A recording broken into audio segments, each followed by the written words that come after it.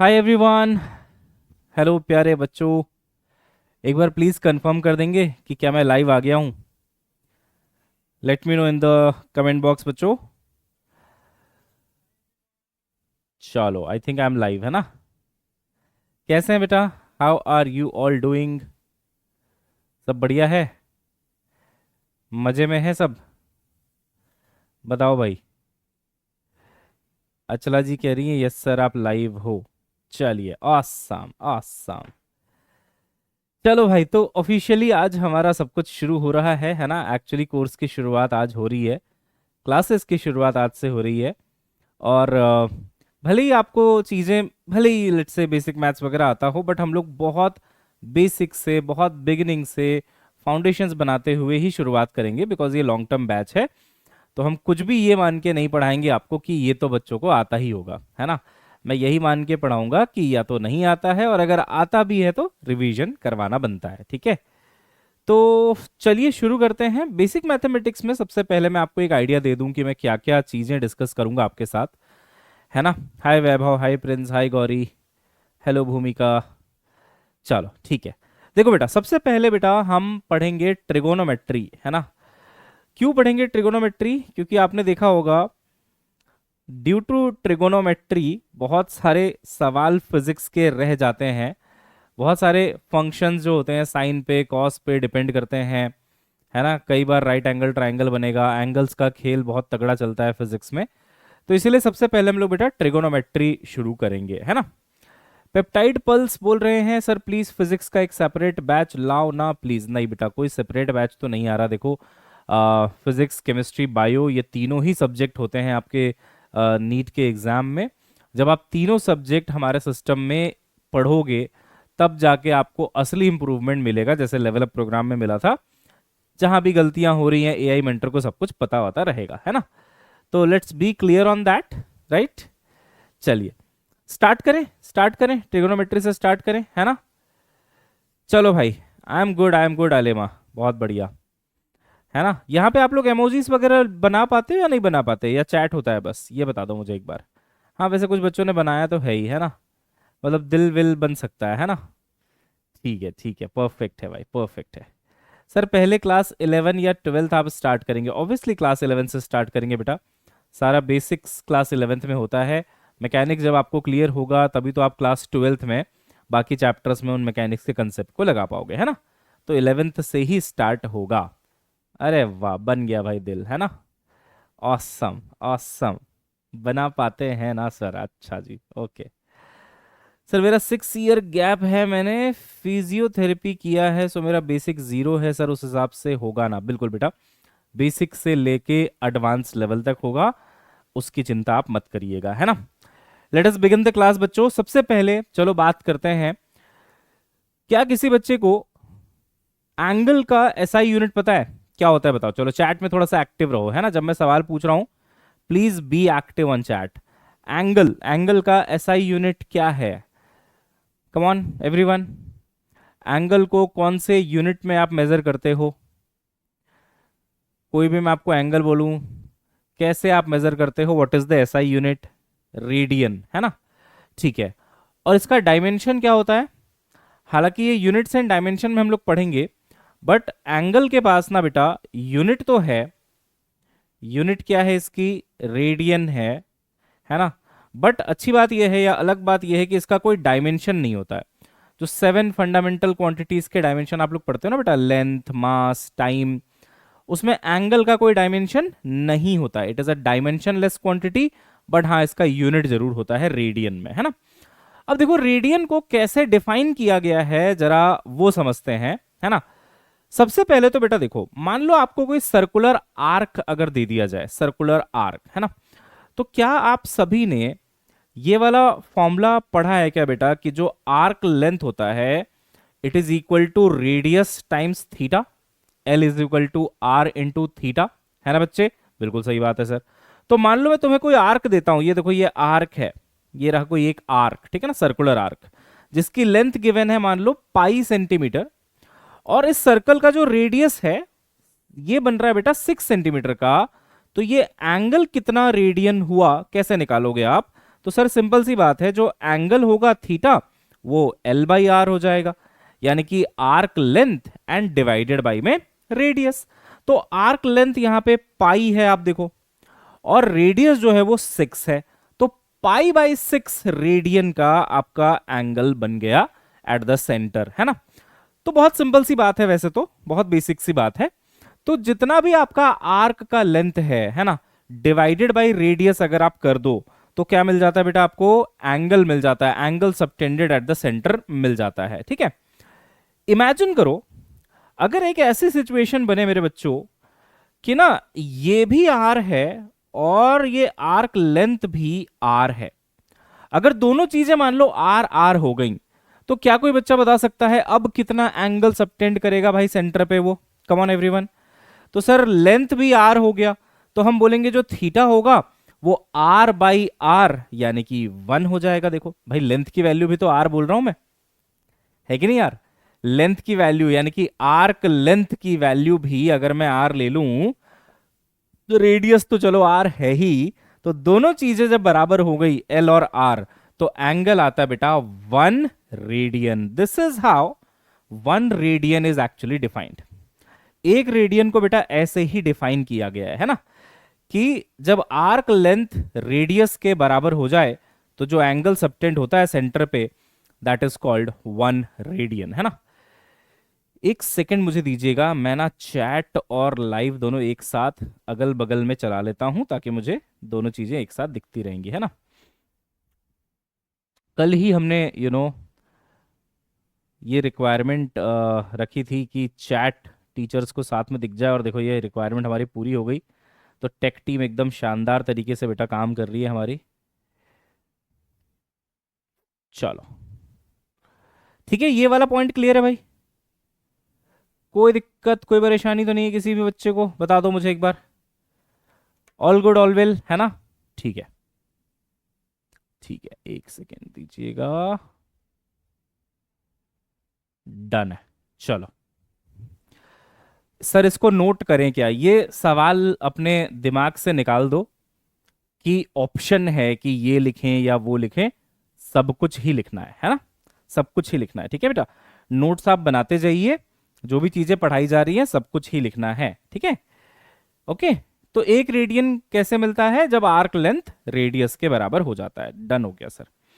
अब देखो यार, एक रेडियन को डिग्री में कैसे आप कन्वर्ट करेंगे, है ना, या फिर डिग्री में दिया है तो रेडियन में कैसे कन्वर्ट करेंगे?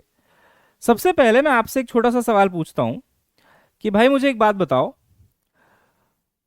अगर मान लो पूरा का पूरा एक सेमी सर्कल बन रहा है, ठीक है, सेमी सर्कल बन रहा है, रेडियस इसका आर है, तो सेमी सर्कल की लेंथ कितनी होती है बेटा? Come on everyone. Sir circle की लेंथ होती है 2 पाई आर, सबको पता है perimeter of a circle 2 pi R, correct. तो सेमी सर्कल की लेंथ कितनी होगी भाई? Pi R. तो इसका जो लेंथ हुआ वो हुआ आपका पाई आर। तो कितना एंगल सबटेंड हुआ बेटा सेंटर पे? तो सर वही करेंगे ना, एल बाई रेडियस। तो एल है पाई आर, रेडियस है आर, कितना एंगल हुआ? Pi radian. वो तो सर मुझे दिख भी रहा था कि ये एक्चुअली 180 डिग्री कहलाएगा और ये पाई रेडियन भी कहलाएगा। यानी कि पाई रेडियन में कितने एंगल है बेटा? कितना एंगल है डिग्री में अगर कन्वर्ट करें तो 180 डिग्री। बट क्या डिग्री हमारा एसआई यूनिट है क्या?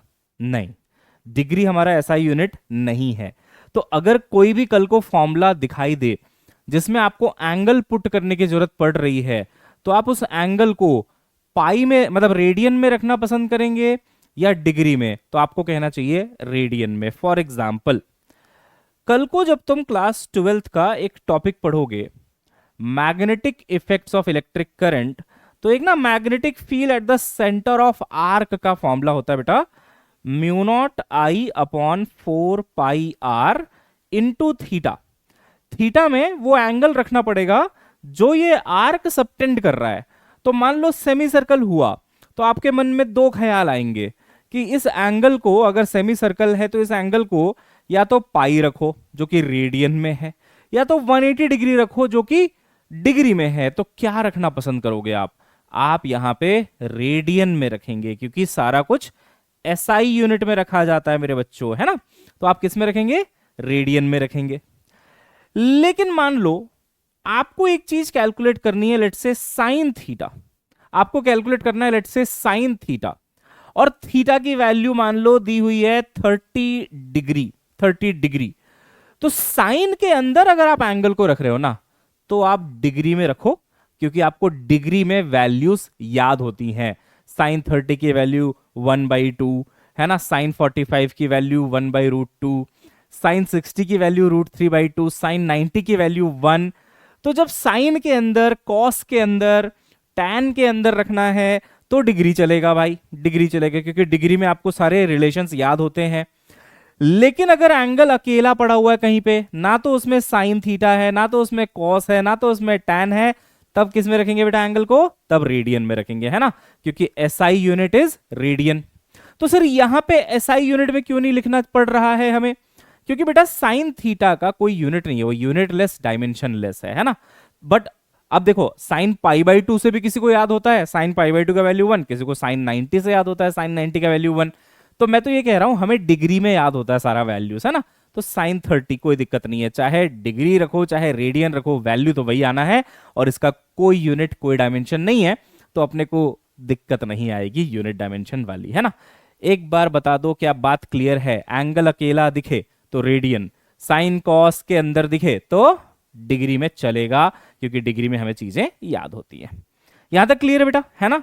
अब देखो एक कन्वर्जन सीख लेते हैं कि अगर चीजें डिग्री में है तो रेडियन में कैसे जाना है, रेडियन में है तो डिग्री में कैसे जाना है। पहले इस चीज को लिख लो, आप नोट डाउन करो, नोट डाउन करो बेटा, है ना, कि अगर एंगल आपको अकेला दिख रहा है, थीटा कहीं पे रखना है, तो हमेशा रेडियन में ही रखेंगे। आपके नोट्स बेटा बहुत कस्टमाइज्ड होते हैं, अलग अलग बच्चों के नोट्स अलग अलग दिख सकते हैं। क्या अलग दिख सकता है बताता हूं। जैसे कुछ लोग बहुत सिंपल तरीका फॉलो करते हैं, कुछ बच्चे, कि ये पॉइंट लिखा और बस यहां पे लिख दिया कि क्योंकि एंगल अलग से है रेडियन में ही रखना है। यहां पे लिख दिया कि साइन का कोई यूनिट नहीं होता तो डिग्री में रख के उसका वैल्यू निकाल सकते हैं, साइन 30 1/2, है ना, इस तरीके से लिख सकते हैं। तो ये बेटा नोट्स आप लोग प्लीज ध्यान में रखना। एक चीज मैं आपको बताता हूं, कोई भी पॉइंट अगर आपको ऐसे क्लिक करे कि अच्छा ऐसा होता है क्या, उसको अपनी भाषा में अपने शब्दों में लिख लिया करो नोट्स के अंदर, क्योंकि आपका जो सोचने का नजरिया है या आप जिस तरीके से उसको समझ पाए हैं, अगर उसी नजरिए से उसी तरीके से आप लिख दोगे ना, तो वो चीज आप कभी नहीं भूलोगे। जब भी नोट्स को रिवाइज करोगे बेटा, आपको क्लास याद आएगी कि हाँ ऐसे ऐसे उस टाइम पे सोचा था। ऐसा नहीं होना चाहिए कि सिर्फ नोट्स को बिना सोचे समझे छाप दिया है, कल को उठा के देख रहे तो कुछ याद नहीं आ रहा। ये वो मेमोरीज को कनेक्ट करेगा जो आप क्लास में अभी जी रहे हो। अभी अभी कहीं घूमने जाते हो तो क्या करते हो, फोटो ले लेते हो, है ना। जब उस फोटो को दोबारा देखते हो तो याद आ जाती है, अरे हाँ यार वहां गए थे, उसके साथ गए थे।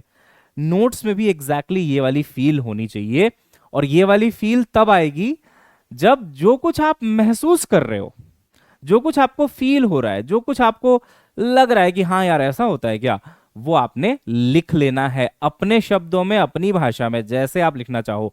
बाकी जो चीजें हैं वो तो चलो बोर्ड में होंगी, वो तो आपको लिखनी है ना। लेकिन असल में पर्सनलाइज्ड नोट्स तब बनते हैं जब आप अपनी भावनाओं को उसमें बयां कर दे। जैसे इमेजिन करो कुछ खत लिख रहे हो किसी को, है ना, किसी को लेटर लिखने वाले हो आप। आजकल तो खैर तुम लोग नहीं लिखते हो लेटर वेटर, है ना, तुम तो जेन जीज हो, तो तुम्हारे पास बहुत बेटर ऑप्शंस हैं लेटर लिखने के अलावा, सीधा वीडियो कॉल ही हो जाती है अब तो, है ना। बट एनीवेज, आप बस अपनी भावनाओं को प्रकट करिए वहां पे कि आपने क्या सीखा, और देखिएगा कल को आपका बहुत मैजिकल नोट्स बन के तैयार होगा। ठीक है बेटा। पिछले साल आपसे पढ़ा था, क्वेश्चन ऐड कर लूं क्या सर। बेटा ये बहुत ही ग्रे एरिया है एक्चुअली। मेरा हमेशा से ऐसा मानना है कि अगर नोट्स को आउट ऑफ स्क्रैच बनाया जाए तो चीज़ें दिमाग में ज़्यादा अच्छे से बस जाती हैं, क्योंकि बहुत सिंपल सी बात है, एक्टिव रिकॉल के बारे में आपने सुना होगा। जब आप किसी चीज़ को लिख के पढ़ते हो, है ना, राइट डाउन करते हो, नोट डाउन करते हो, तो वो चीज़ आपके दिमाग में ज़्यादा लंबे समय तक रहती है, पिक्टोरियल मेमोरीज बनती हैं। और क्योंकि फ्रेश नोट्स आपने इस साल लिखा है, बार बार पढ़ने का मन भी करता है। कई बार पुराने नोट्स को बार बार पढ़ने का मन नहीं करता, ये सोच के कि अरे वो तो आता ही है, देखा ही हुआ है, पुराना हो गया। इसलिए मैं तो यही रिकमेंड करता हूं कि लिख लो तो ज्यादा अच्छा है, ठीक है ना। मनीष बोल रहा है सर को मैसेज दिखते हैं क्या? हाँ, क्यों नहीं दिखते हैं? और कैसे मैं आपके चैट्स का रिप्लाई कर रहा हूं फिर? हद हो गई यार, मतलब। मैं लिखती हूँ सर घर वालों से लड़ने के बाद घर वालों का। अच्छा ठीक है भाई, बहुत बढ़िया। चलिए बेटा आगे बढ़ते हैं, है ना।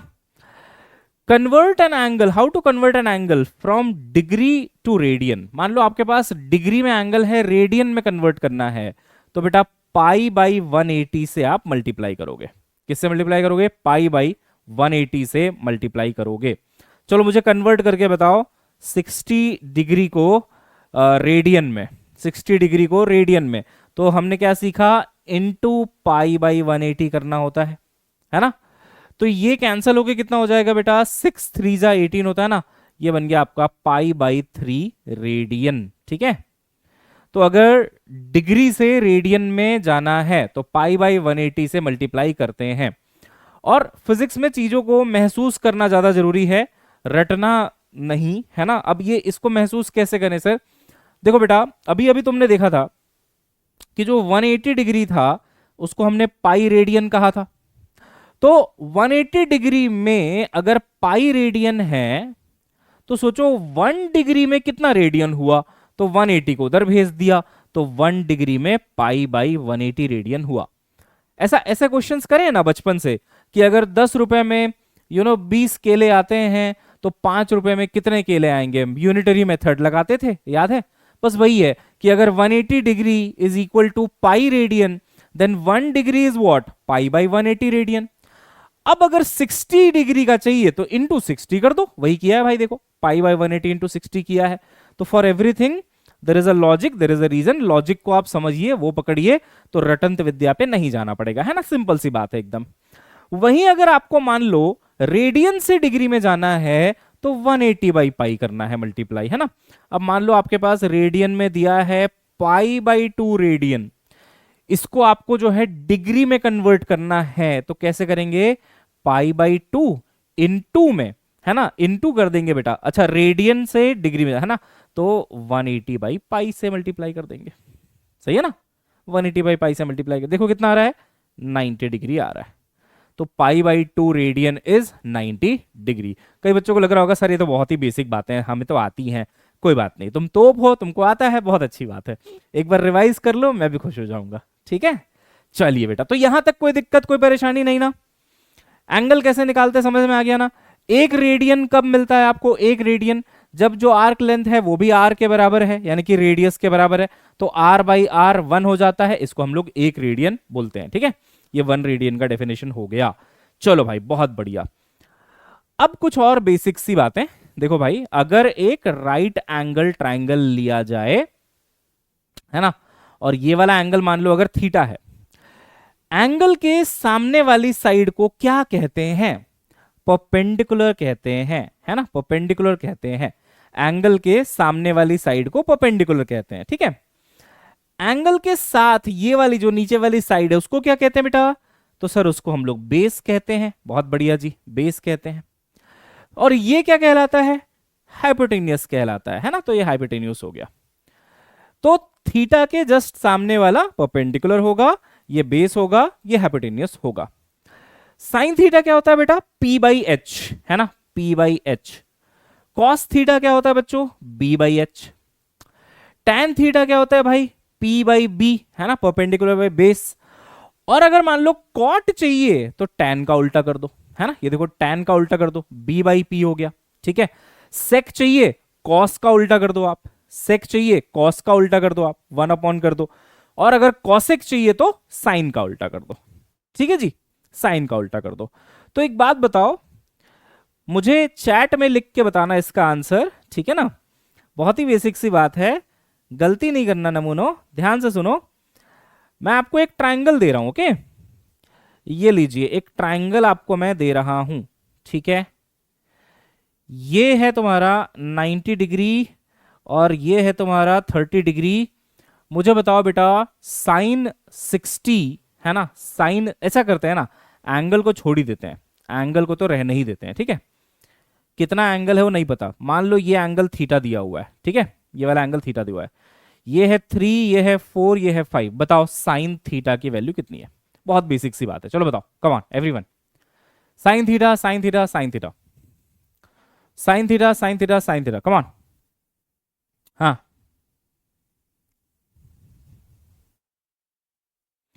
एवरीवन कम ऑन, जल्दी से आंसर दो यार, इसमें टाइम मत लगाओ भाई, इसमें टाइम लगाने का क्या गुंजाइश है, कोई गुंजाइश नहीं है, फटाफट बता दीजिए क्या आंसर है।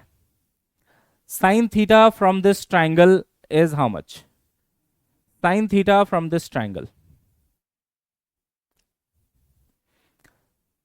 पुष्पिता कह रही है 4/5, उबैदुल्ला कह रहे हैं 4/5, तन्मयी कह रही है 5/3, ओके 4/5, सिमरन कह रही है 3/5, दीक्षिता दीक्षिता ओके 5/3, अनुष्का 3/4, 4/5, 3/5, बहुत बढ़िया। देख रहे हो हमारे देश में क्या है, डेमोक्रेसी है सर। डेमोक्रेसी में आप सभी स्वतंत्र होते हैं, किसी भी पार्टी को वोट दे सकते हैं, कोई आपसे कुछ सवाल नहीं करेगा कि क्यों दिया इसको, है ना। तो तुम लोगों ने पूरी डेमोक्रेसी यहां पे दिखा दी है भाई।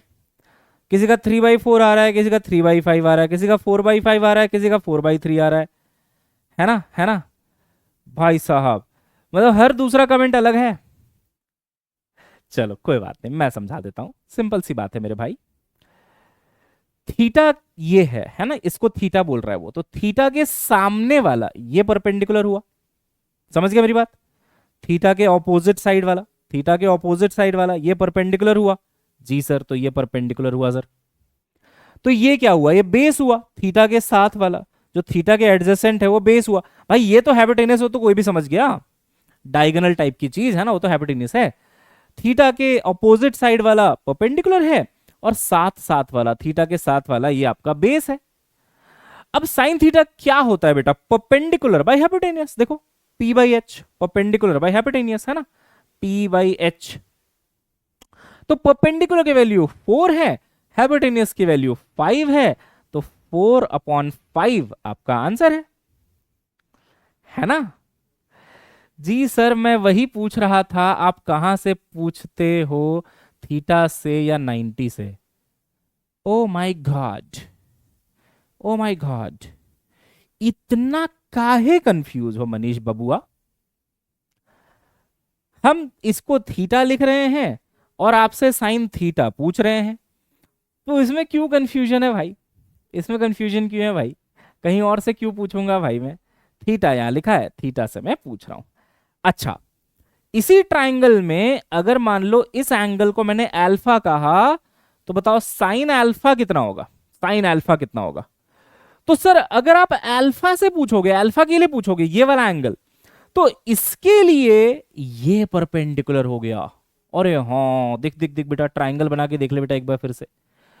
ये राइट एंगल ट्राइंगल कुछ ऐसा बन रहा है ना, ये है ना, बिल्कुल सर, ये अल्फा बोल रहा हूं मैं। तो अल्फा के ऑपोजिट यानी कि ये, तो इसको परपेंडिकुलर बोलेंगे अब आप, तो परपेंडिकुलर हो गया 3। ये अल्फा के एडजेसेंट वाला, ये वाला, ये हो गया आपका बेस, तो बेस हो गया मेरे बच्चों 4, क्योंकि 4 दिया है, देखो ये 4 दिया है, तो ये 4, और हाइपोटेन्यूज तो चलो सेम रहा, वो रहा आपका 5।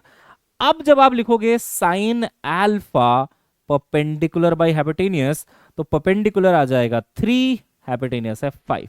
तो जिन बच्चों ने 3/5 आंसर दिया था, जिन बच्चों ने 3/5 आंसर दिया था, उन्होंने एक्चुअली दूसरे एंगल के अकॉर्डिंग निकाल के आंसर दे दिया था, है ना।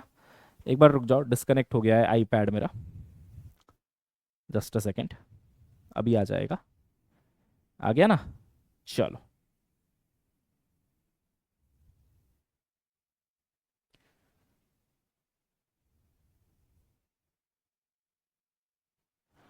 हाँ, ठीक है ना, समझ आया।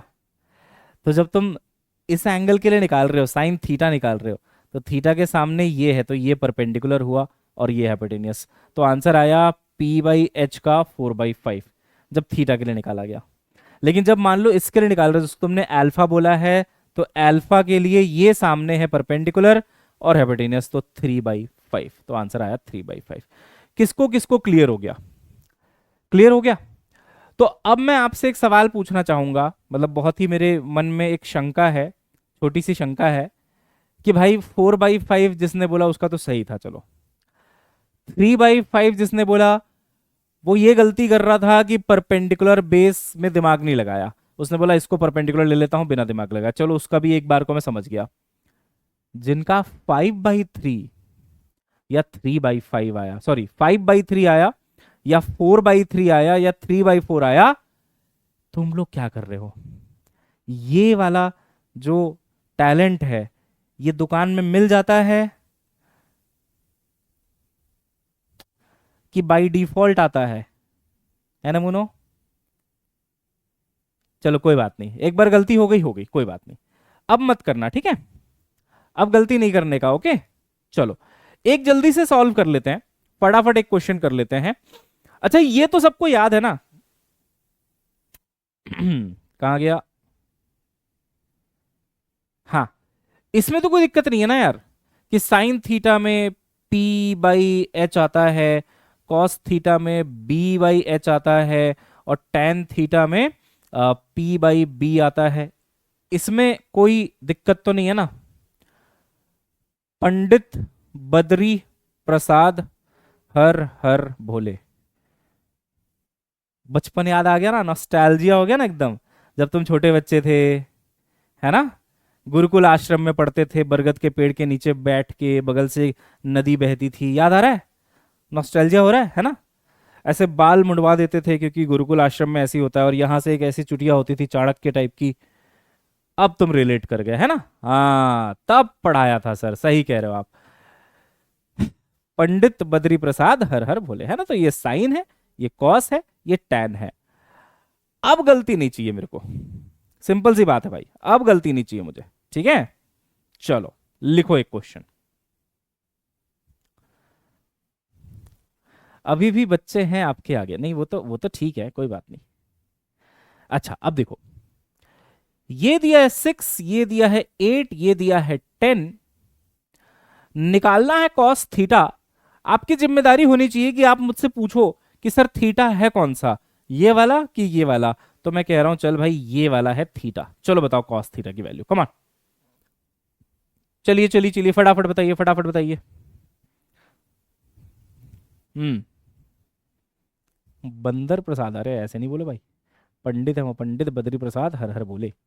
चलो चलो चलो फटाफट फटाफट, एवरीवन कॉस थीटा बताइए मुझे आप।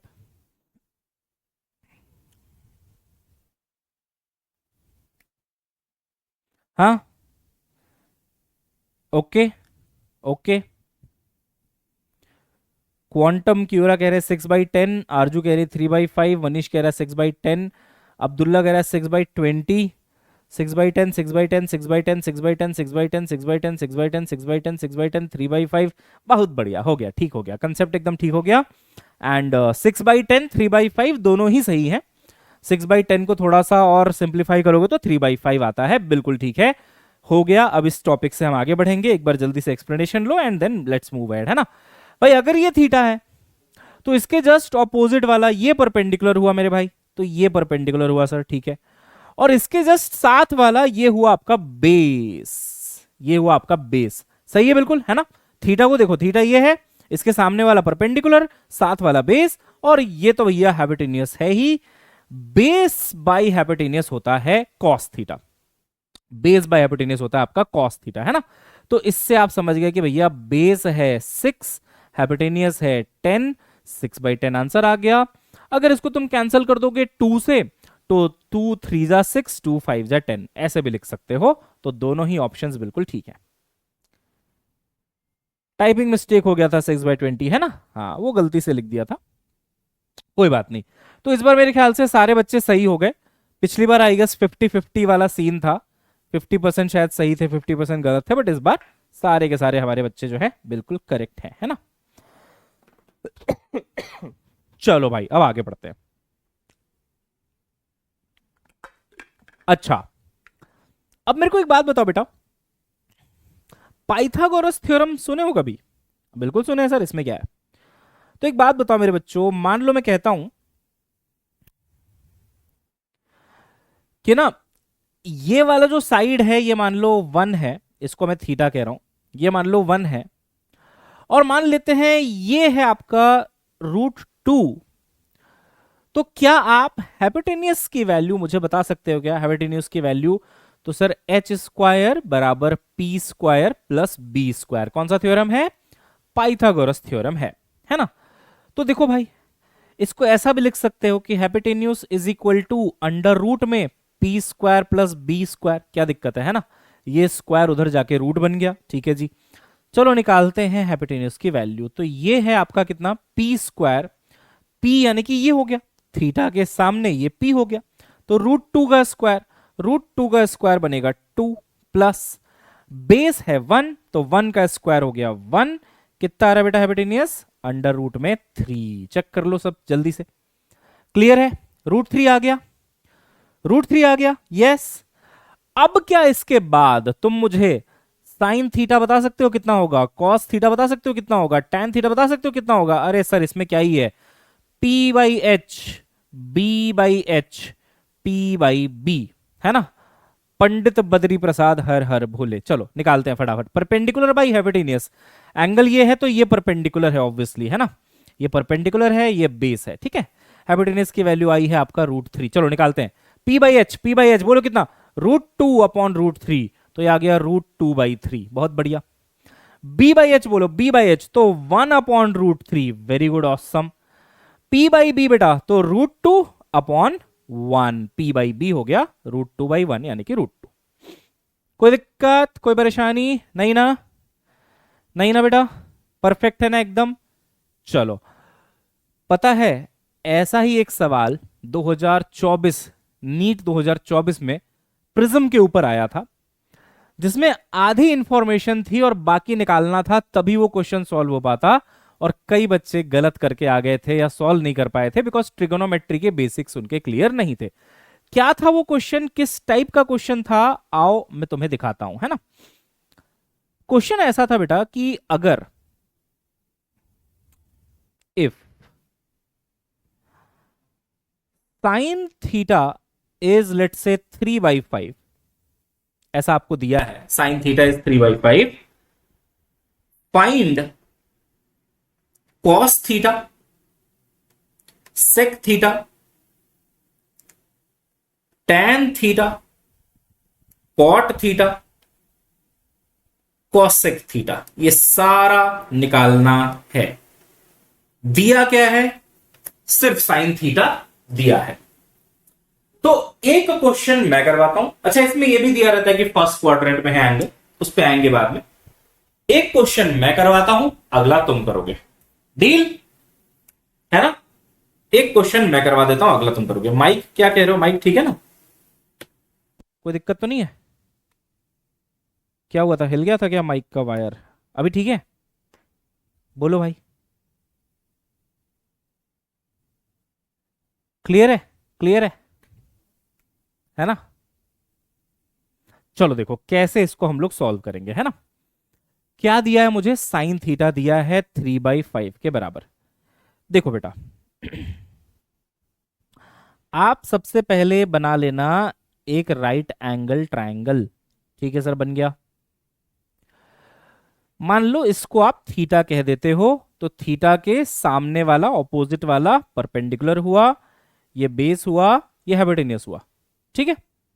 अब मेरी बात ध्यान से सुनो, साइन थीटा क्या होता है, P बाई एच होता है, हाँ।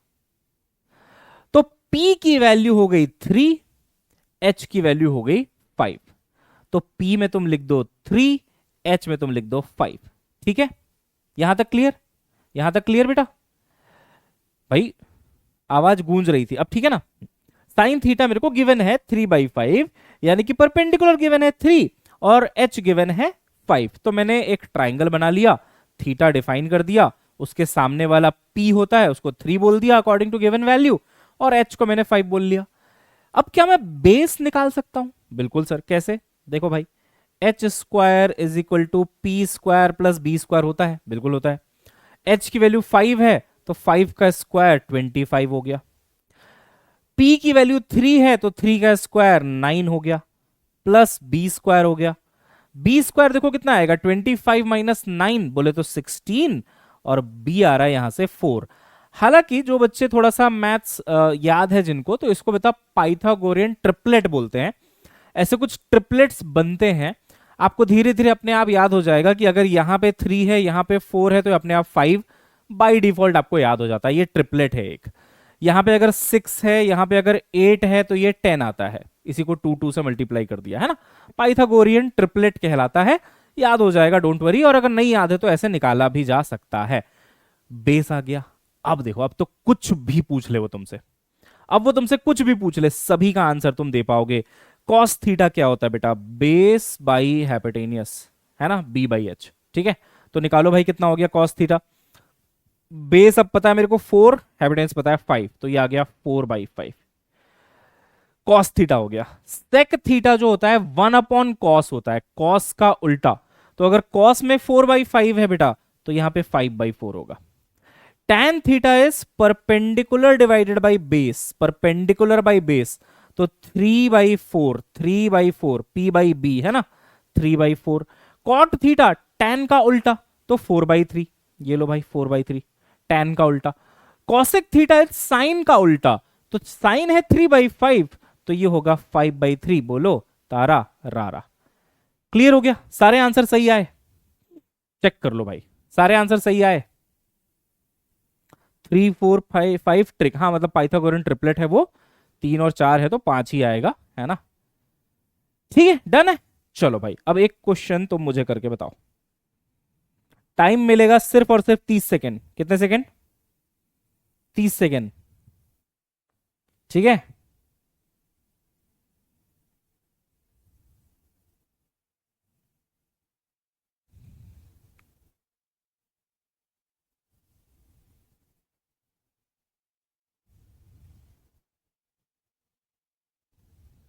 एक मिनट। हाँ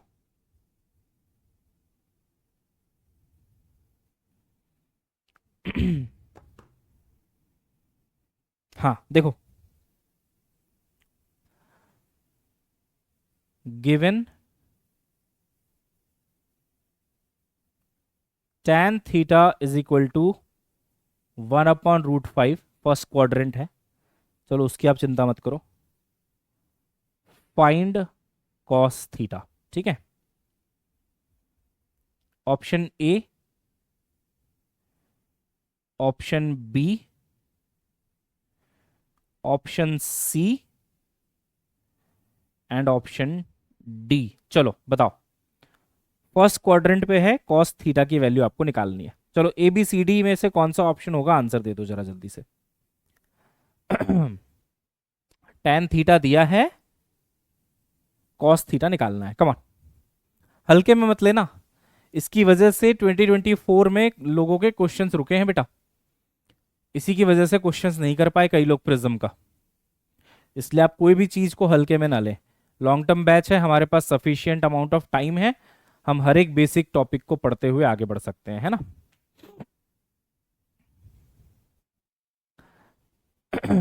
चलिए, आंसर आना, रुझान आना शुरू हो चुके हैं।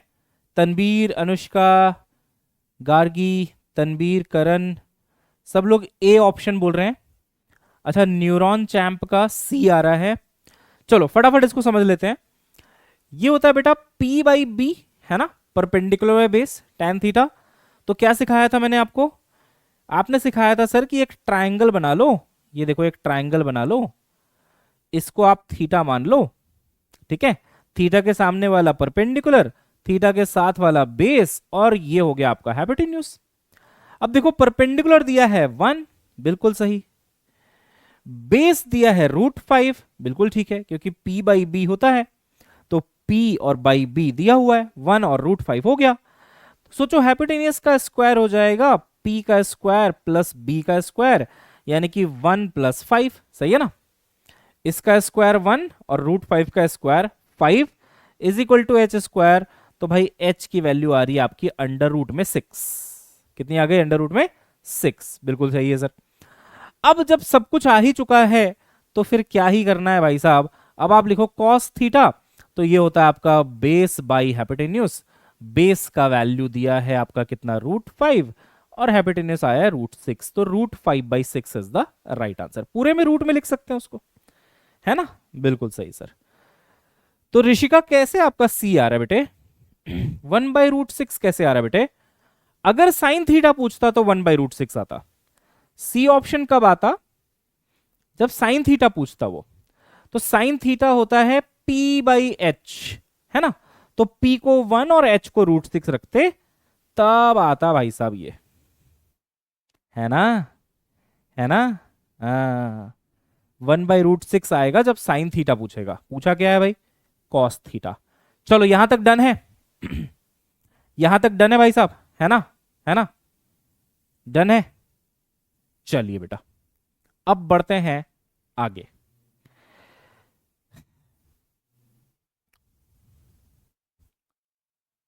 ठीक है, कोई इशू नहीं है ना? यहां तक सब समझ में आ गया ना बेटा? बहुत बेसिक बातें थी एकदम, क्लास 9th वाली फील आ गई होगी एकदम, है ना।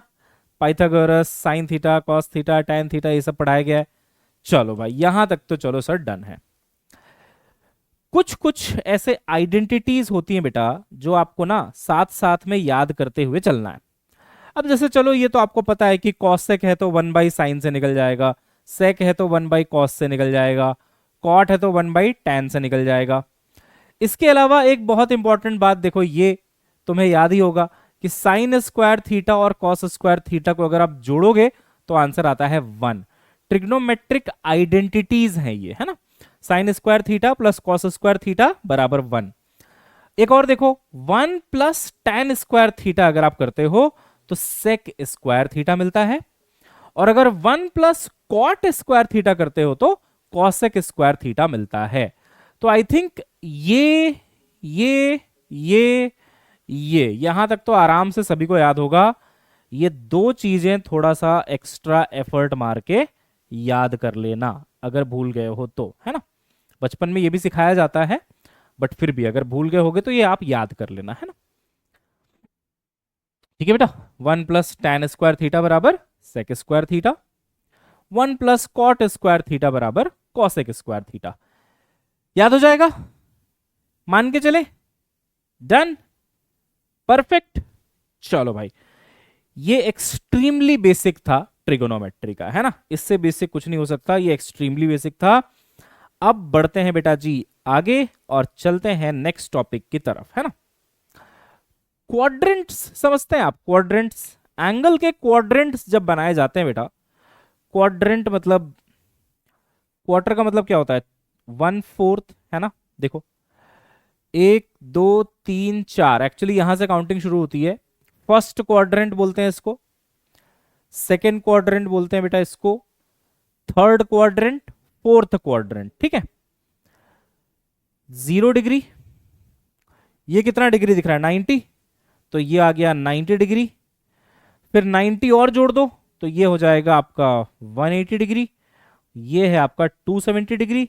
वापस आओगे तो 360 degree. Every time 90 degree add हो रहा है ना। ये 0 डिग्री है रेफरेंस लाइन, 90, फिर 90 जोड़ा तो 180, फिर 90 जोड़ा तो 270, फिर 90 जोड़ा तो 360। ये पहला वाला ऑब्वियसली फर्स्ट क्वाड्रेंट है, ये आपका जो है सेकेंड क्वाड्रेंट है, ये है आपका बेटा थर्ड क्वाड्रेंट, और ये है आपका फोर्थ क्वाड्रेंट। ठीक, अब इन क्वाड्रेंट्स में ना अलग अलग फंक्शंस का कब्जा है। कब्जा कहने का मतलब कि किसी ने बोला ठीक है ये फर्स्ट क्वाड्रेंट मेरा घर है, सेकंड मेरा घर है, थर्ड मेरा घर है, फोर्थ मेरा घर है, ऐसे डिवाइड हो गया।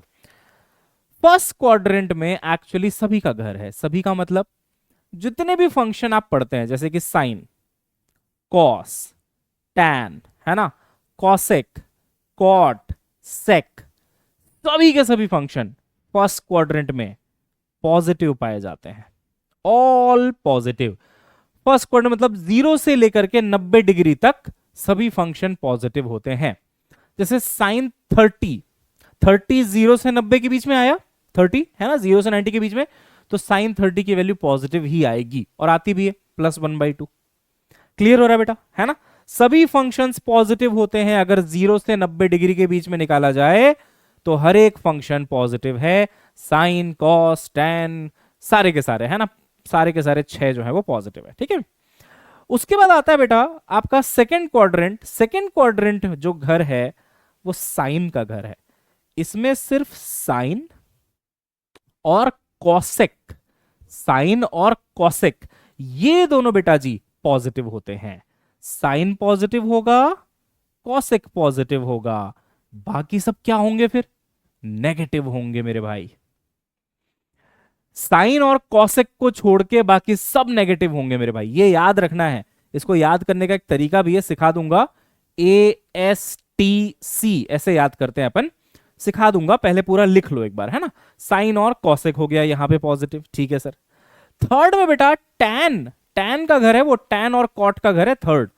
तो यहां पे सिर्फ और सिर्फ टैन और कॉट ये दोनों पॉजिटिव होंगे भाई। और लास्ट वाला जो है वो है कॉस का घर, तो कॉस और सेक जो है वो पॉजिटिव होते हैं।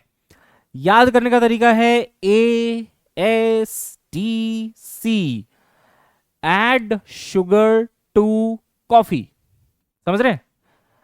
एड शुगर टू कॉफी, अलग अलग होते हैं लोगों के याद करने के तरीके। कोई बोलता है all go to school then college, all go to school then college, school के बाद ही आप कॉलेज जाते हो। जैसे तुमको याद करना है वैसे तुम याद रखो, है ना। ए का मतलब ऑल पॉजिटिव, ए का मतलब ऑल पॉजिटिव, ये पहला लेटर लिया गया है ऑल पॉजिटिव, तो फर्स्ट क्वाड्रेंट में ए आएगा ऑल पॉजिटिव। सेकंड में एस, एस का मतलब साइन, तो ए एस। फिर आया टी, तो टी का मतलब टैन, है ना। और लास्ट में आया सी, ASTC, तो ये है बेटा ASTC। याद हो गया क्या? फटाफट एक बार कंफर्म करो, कमान। याद हो गया ना? चलो अब मेरे को लॉजिकली बस इतना आंसर देते जाना कि जो भी मैं पूछूं वो पॉजिटिव होगा कि नेगेटिव होगा, इतना बताते जाना बस, ठीक है। मान लो बेटा मैं लिखता हूं cos 120, बताओ पॉजिटिव होगा कि नेगेटिव होगा? Anyone in the class? cos 120 तो कैसे पता करेंगे? देखो 120 आएगा यहां पे 90 और 180 के बीच, यहां तो सिर्फ साइन और कॉसेक पॉजिटिव हैं, तो बाकी सबको तो नेगेटिव होना पड़ेगा, तो cos 120 नेगेटिव होगा। ऐसे चेक किया जाता है, ऐसे किया जाता है। All science teachers cute, nice, ये भी बढ़िया है। समझ गए मेरी बात को? भाई पहले तो आप एंगल को देखो ना, 120 डिग्री कहां आना चाहिए? सेकंड क्वाड्रेंट में। सेकंड क्वाड्रेंट में कौन कौन पॉजिटिव है? साइन और कॉसेक, बट हमारा फंक्शन क्या था? कॉस, तो कॉस को तो नेगेटिव ही होना पड़ेगा ना।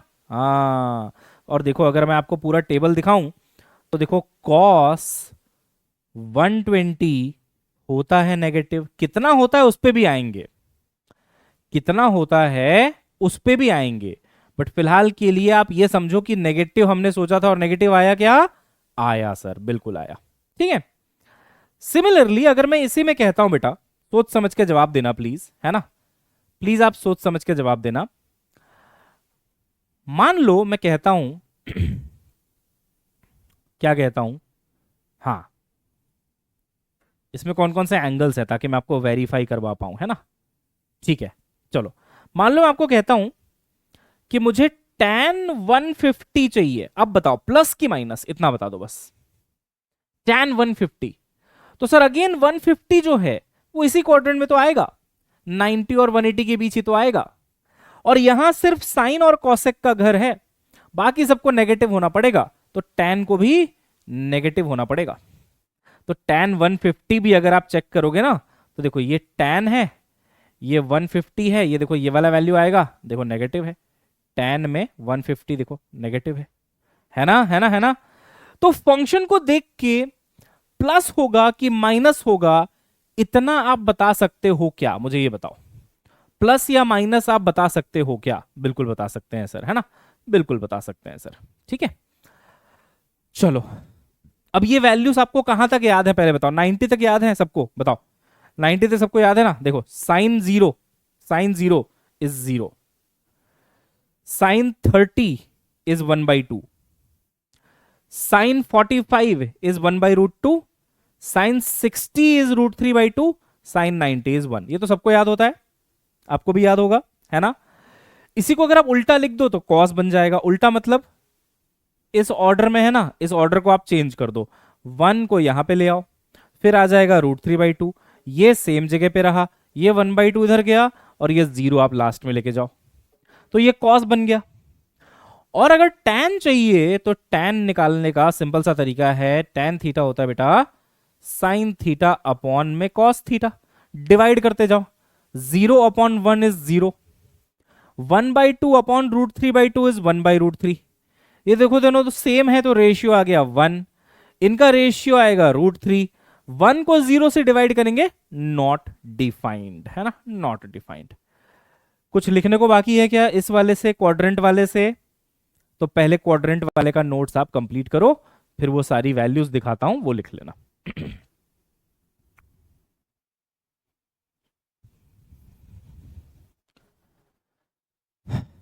ठीक है, ASTC फर्स्ट क्वाड्रेंट में ऑल पॉजिटिव, सेकंड में सिर्फ साइन और कॉसेक पॉजिटिव, थर्ड में टैन और कॉट पॉजिटिव, और लास्ट वाले में कॉस और सेक पॉजिटिव। याद ही कर लिया, चलो परफेक्ट, ये हो गया। ठीक है जी, ये सारी वैल्यूज लिख ली आपने, है ना, वैसे तो याद रहता है, ठीक है ना, 0, 1/2, 1/√2, √3/2 और 1, है ना। उल्टा कर दो तो कॉस, और tan के लिए डिवाइड कर दो। अब एक बढ़िया बात बताता हूं ना, थोड़ा सा दिमाग लगाना। 90 तक तो हर बच्चे को याद होता है, करेक्ट, सही बोल रहा हूं क्या मैं? 90 तक हर बच्चे को याद होता है क्या? हाँ सर। ये कुछ एंगल्स हैं जो बहुत फ्रीक्वेंटली आपको यूज करना पड़ेगा, जैसे कि 120, है ना, 135, 150 और 180। आपने देखा होगा कभी भी आप फिजिक्स के क्वेश्चंस लगाओ तो ज्यादा फ्रीक्वेंटली इन एंगल्स के अलावा ज्यादा फ्रीक्वेंटली यही सारे एंगल्स आपको देखने को मिलेंगे, 120, 135, 150, 180, है ना। आज मैं आपको इसके लिए बेटा एक बढ़िया ट्रिक बताता हूं, जानना चाहोगे क्या है ट्रिक?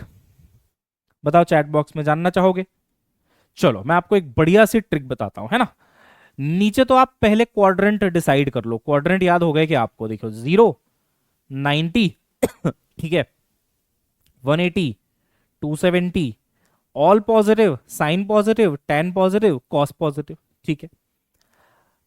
अब ध्यान से सुनना मेरे बच्चों, हाँ नोट्स मिलेंगे ना बेटा, जहां पे अभी आपको क्लास दिख रही है ना, उसी के नीचे आपको नोट्स का ऑप्शन आ जाएगा, ठीक है, नोट्स एंड डीपीपी दोनों का ऑप्शन आ जाएगा। क्लियर है? अब देखना ट्रिक। सर मेरे को 0 से 90 तक का तो याद है, 120 याद नहीं है सर, क्या करूं?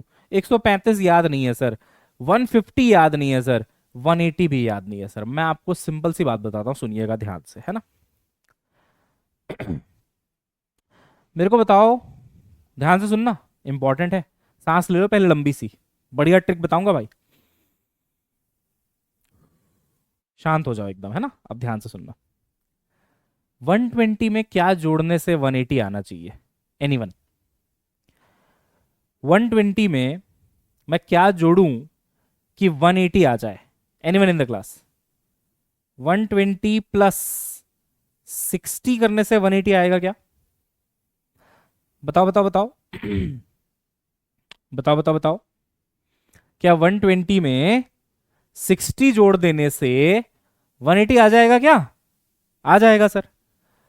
तो मेरे भाई जो एंगल 60 डिग्री पे थे, सेम एंगल 120 में कॉपी पेस्ट कर देना। प्लस माइनस पे मैं आ जाऊंगा, उसकी चिंता मत करो, मैग्नीट्यूड वाइज कह रहा हूं, पहले नंबर वाइज कह रहा हूं। 120 में क्या जोड़ने से 180 आएगा? तो आपने कहा सर 60 जोड़ने से आएगा। तो बस आप देखो 60 वाला टेबल पकड़ो, अगर साइन में 60 डिग्री पे √3/2 होता है ना, तो 120 भी √3/2 ही होगा। अगर cos 60 की जो वैल्यू थी ना, वही 120 पे भी होगी। माइनस क्यों आ गया सर? माइनस इसलिए आ गया मेरे भाई, क्योंकि 120 है सेकंड क्वाड्रेंट। कौन सा क्वाड्रेंट? Second quadrant. और सेकंड क्वाड्रेंट में कॉस को नेगेटिव होना पड़ेगा, इसलिए माइनस आया। मेरे बच्चे बात ही नहीं समझ पा रहे कि कितनी जबरदस्त चीज बढ़ा बता दी मैंने आपको। याद करने का कितना शानदार तरीका बता दिया भाई। कभी भी कोई तुमसे 120 पूछता है, साइन 120, कॉस 120, टैन 120, तुम बोलोगे 120 में क्या जोड़ने से 180 आया होगा? 60 जोड़ने से आया होगा ना। तो जितना 60 पे वैल्यू होती है वही 120 पे भी वैल्यू आपको लिखनी है। प्लस माइनस का ध्यान क्वाड्रेंट से पता चल जाएगा। क्वाड्रेंट से कैसे पता चलेगा देखना। अब जैसे मान लो साइन की बात चल रही है ना, साइन की बात चल रही है, 120 यानी कि सेकंड क्वाड्रेंट, तो सेकंड क्वाड्रेंट में तो साइन पॉजिटिव ही रहता है, तो पॉजिटिव छोड़ देना और वैल्यू तो कॉपी पेस्ट करनी है सीधा। यहां भी वही, यहां भी वही, 60 120, 60 120। अच्छा ये बताओ, ये बताओ, उससे कराऊंगा मैं भाई 90 प्लस माइनस थीटा का जो रूल है उससे मैं कराऊंगा, बट जो सबसे कॉमन एंगल है ना ये वाले 120, 135, 150, 180, ये तुम डायरेक्ट कर सकते हो, इसलिए बता रहा हूं। और कई बार तुम्हें ये चीज समझना भी होता है कि कौन से वो दो एंगल्स हैं जिनमें सेम वैल्यू आएगी। जैसे एक एसएचएम में तुम टॉपिक पढ़ोगे कि अगर एम्पलीट्यूड √3a/2 है, √3a/2, तो फेज, उस पॉइंट का फेज 60 भी हो सकता है जाते समय, और जब पार्टिकल वापस आ रहा होगा तो फेज 120 हो सकता है। ये चीजें बहुत आसान हो जाएंगी कल को जाके कि √3/2 के लिए दो सॉल्यूशंस हैं, 60 डिग्री 120 डिग्री। तो एसएचएम में जब पार्टिकल आगे जा रहा है तो आगे जाते समय लेट से फेज है वहां पे 60 डिग्री, वापस घूम के आएगा तो 120 डिग्री, क्योंकि दोनों पे एम्पलीट्यूड सेम आ रहा है ना। 150 में क्या जोड़ने से 180 आ जाएगा भाई? 150 में क्या जोड़ूं कि 180 आ जाएगा भाई? तो सर 150 में आप जोड़ दो 30 तो 180 आ जाएगा। तो बस जो 30 डिग्री वाला टेबल है देख लो, 150 में सेम चीज लिखी होगी। देखो 30 में 1/2 था, 150 में भी 1/2 है। √3/2 था, माइनस √3/2 है क्योंकि सेकेंड क्वाड्रेंट है और कॉस उसमें नेगेटिव होता है तो नेगेटिव आ गया। tan में देखो 30 में 1/√3 था, यहां भी माइनस 1/√3 है। क्यों? क्योंकि अगेन 150 इज सेकेंड क्वाड्रेंट, वहां पे tan को नेगेटिव होना पड़ेगा इसलिए नेगेटिव है। जबकि साइन जो है, साइन वो पॉजिटिव होता है सेकेंड क्वाड्रेंट में, तो वो पॉजिटिव है ना। देखा देखा, जबरदस्त चीज है क्या, है कि नहीं। 180 में क्या जोड़ोगे कि 180 आ जाए? बताओ बताओ बताओ, 180 में क्या जोड़ोगे कि 180 आ जाए? कुछ नहीं सर, जीरो जोड़ दो सर। तो बस भाई, तो जो 0 डिग्री वाला टेबल है वही तुम्हारे 180 में आ जाएगा। 0 1 0, देखो 0 1 0। सिर्फ ये -1 क्यों हो गया कॉस वाला? क्योंकि सेकेंड क्वाड्रेंट, वहां पे कॉस इज नेगेटिव, वहां पे कॉस इज नेगेटिव। ये बच गया। 135 में क्या जोड़ोगे कि 180 आ जाए? सर 135 में ना 45 जोड़ सकता हूं तो सर 180 आ जाएगा। तो बस भाई जो 45 वाला टेबल है कॉपी पेस्ट मार दो। 45 में 1/√2, यहां पे भी 1/√2, 135 में 1/√2, 1/√2 माइनस क्यों? क्योंकि कॉस है, कॉस जो है सेकंड क्वाड्रेंट में नेगेटिव होता है इसलिए माइनस। देखो tan में भी 45 में क्या था 1, तो tan में है -1। क्यों? क्योंकि सेकंड क्वाड्रेंट है, यहां पे tan नेगेटिव होगा इसलिए। अमेजिंग ट्रिक है भाई, देख लो। आज के बाद कभी भी अगर 120 आ गया या 135 आ गया या 150 आ गया तो आप सिंपल लॉजिक लगाओगे क्या, आउट ऑफ स्क्रैच। अगर मैं तुमको पढ़ाऊं एकदम कि मान लो तुम एग्जाम हॉल में बैठे हुए हो कहां बैठे हुए हो? एग्जाम हॉल में, और अचानक से तुम्हारे सामने एक वैल्यू आती है कि भाई बताओ साइन 150 कितना होगा। तो तुम ऐसे सोचोगे सर 150 में क्या जोड़ूं कि 180 आ जाए? तो 150 में बेटा 30 जोड़ो, तो बस जो साइन 30 की वैल्यू है वही वैल्यू साइन 150 की भी होगी। साइन 30 कितना होता है 1/2, तो साइन 150 भी कितना होगा 1/2। अब एक बार बस क्वाड्रेंट चेक कर लो, ये कौन सा क्वाड्रेंट है 150? तो सर ये ना आपका सेकंड क्वाड्रेंट है। सेकंड क्वाड्रेंट में साइन पॉजिटिव होता है क्या? हाँ, तो ये पॉजिटिव ही रहेगा। कितना आसान हो गया देख बेटा। और यहां से चेक कर लो टेबल से, साइन 150 आ रहा है, साइन 150 1/2 है, हाँ है। और प्रैक्टिस करवाता हूं, देखना अभी आपको मैं, है ना। देखो, मान लो कल को सवाल आता है आउट ऑफ द ब्लू, आप एग्जाम दे रहे हैं, आपको निकालना पड़ रहा है कॉस 150। आप बोलेंगे सर 150 में क्या जोड़ूं कि 180 आ जाए, तो 30 जोड़ना पड़ेगा। तो देखो भैया, कॉस 30 की जो वैल्यू होगी वही कॉस 150 की होगी, यही तो सिखाया मैंने आपको। भाई जो जोड़ना पड़े 150 में, जो जोड़ना पड़े उसी से कर लोगे आप, तो 30। तो कॉस 150 एंड कॉस 30 सेम होगा। कॉस 30 कितना होता है भाई? सर √3/2 होता है, ये तो सबको याद है। अब कॉस 150 भी √3/2 होगा, लेकिन कॉस 150 बोले तो सेकेंड क्वाड्रेंट, वहां कॉस नेगेटिव होता है, तो इसलिए नेगेटिव होगा। खत्म। है ना। तो ज्यादा कॉमनली जो एंगल्स पूछे जाते हैं वो मैंने आपको बता दिया। ठीक है, ठीक है बेटा, ठीक है। एसएचएम जब पढ़ाऊंगा देखना कितना जबरदस्त इस चीज का यूज होगा कि किन दो एंगल्स पे सेम एम्पलीट्यूड आएगा। तो मान लो 120 और 60 पे सेम आएगा, क्योंकि 120 में 60 जोड़ने से 180 आ रहा है, तो इन दोनों का सेम होगा। 45 135 का सेम होगा, देखो वैल्यूज, है ना। और 30 और 150 का सेम होगा वैल्यूज, देखो बेटा। ठीक है, ऐसे है। और अब आते हैं उस रूल पे कि कोई सा भी एंगल हो कैसे सॉल्व करना है। यहां तक सब कुछ क्लियर है क्या? कंफ्यूज तो नहीं हो रहा ना बिल्कुल भी? ये अच्छा ट्रिक था ना बेटा, कि जो जोड़ने से 180 आ जाए उन दोनों एंगल्स पे सेम वैल्यू रखना है। 120 में क्या जोड़ने से आएगा? 60 जोड़ने से, तो 120 का एंगल और 60 का सेम वैल्यू होगा। यहां तक क्लियर है? ठीक है, चलो भाई।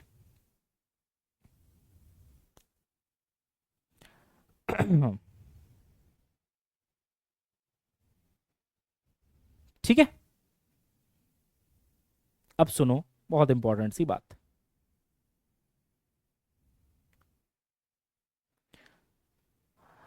अब ये 120 135 150 180, इनके लिए हमने जो है ट्रिक सीख लिया। ठीक है, इनके लिए हमने क्या सीख लिया? ट्रिक सीख लिया। लेकिन जो कन्वेंशनल मेथड है, जो किसी भी एंगल के लिए काम करेगा, कन्वेंशनल मेथड, वो एक बार देख लेते हैं। ठीक है, किसी भी एंगल के लिए जो काम करेगा। एग्जाम्पल के लिए, जैसे तुमको निकालना पड़ रहा है लेट से कॉस 300 डिग्री। इसमें कोई ट्रिक नहीं है, सिर्फ और सिर्फ इसमें तरीका है जो आपको सीखना है। ठीक है, क्या निकालना है बेटा? कॉस 300। कॉस 300 कहां होगा पहले तो वो चेक कर लेते हैं। 0 डिग्री, 90 डिग्री, 180, 270, फिर आ जाएगा 360। तो 300 कौन से क्वाड्रेंट में आ रहा है भाई, ये बता दो मुझे आप।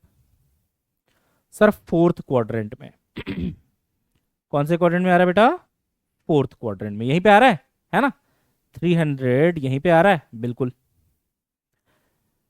इस क्वाड्रेंट पे बेटा आपका चैट नहीं आ रहा, मुझे आवाज आवाज आ रही है क्या? एक बार जल्दी से बता दो भाई, सब ठीक चल रहा है ना? I cannot see your chats. या सुन रहे थे, चैट कर नहीं रहे थे, ऐसा है क्या?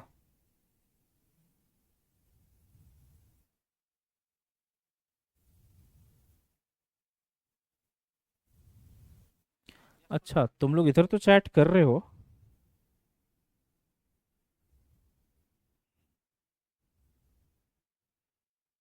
आ रही है ना? मुझे ना ऐप पे तो चैट दिख रहा है, बट वहां नहीं दिख रहा। एक सेकंड, मैं जरा इसको रिफ्रेश कर लूँ ना।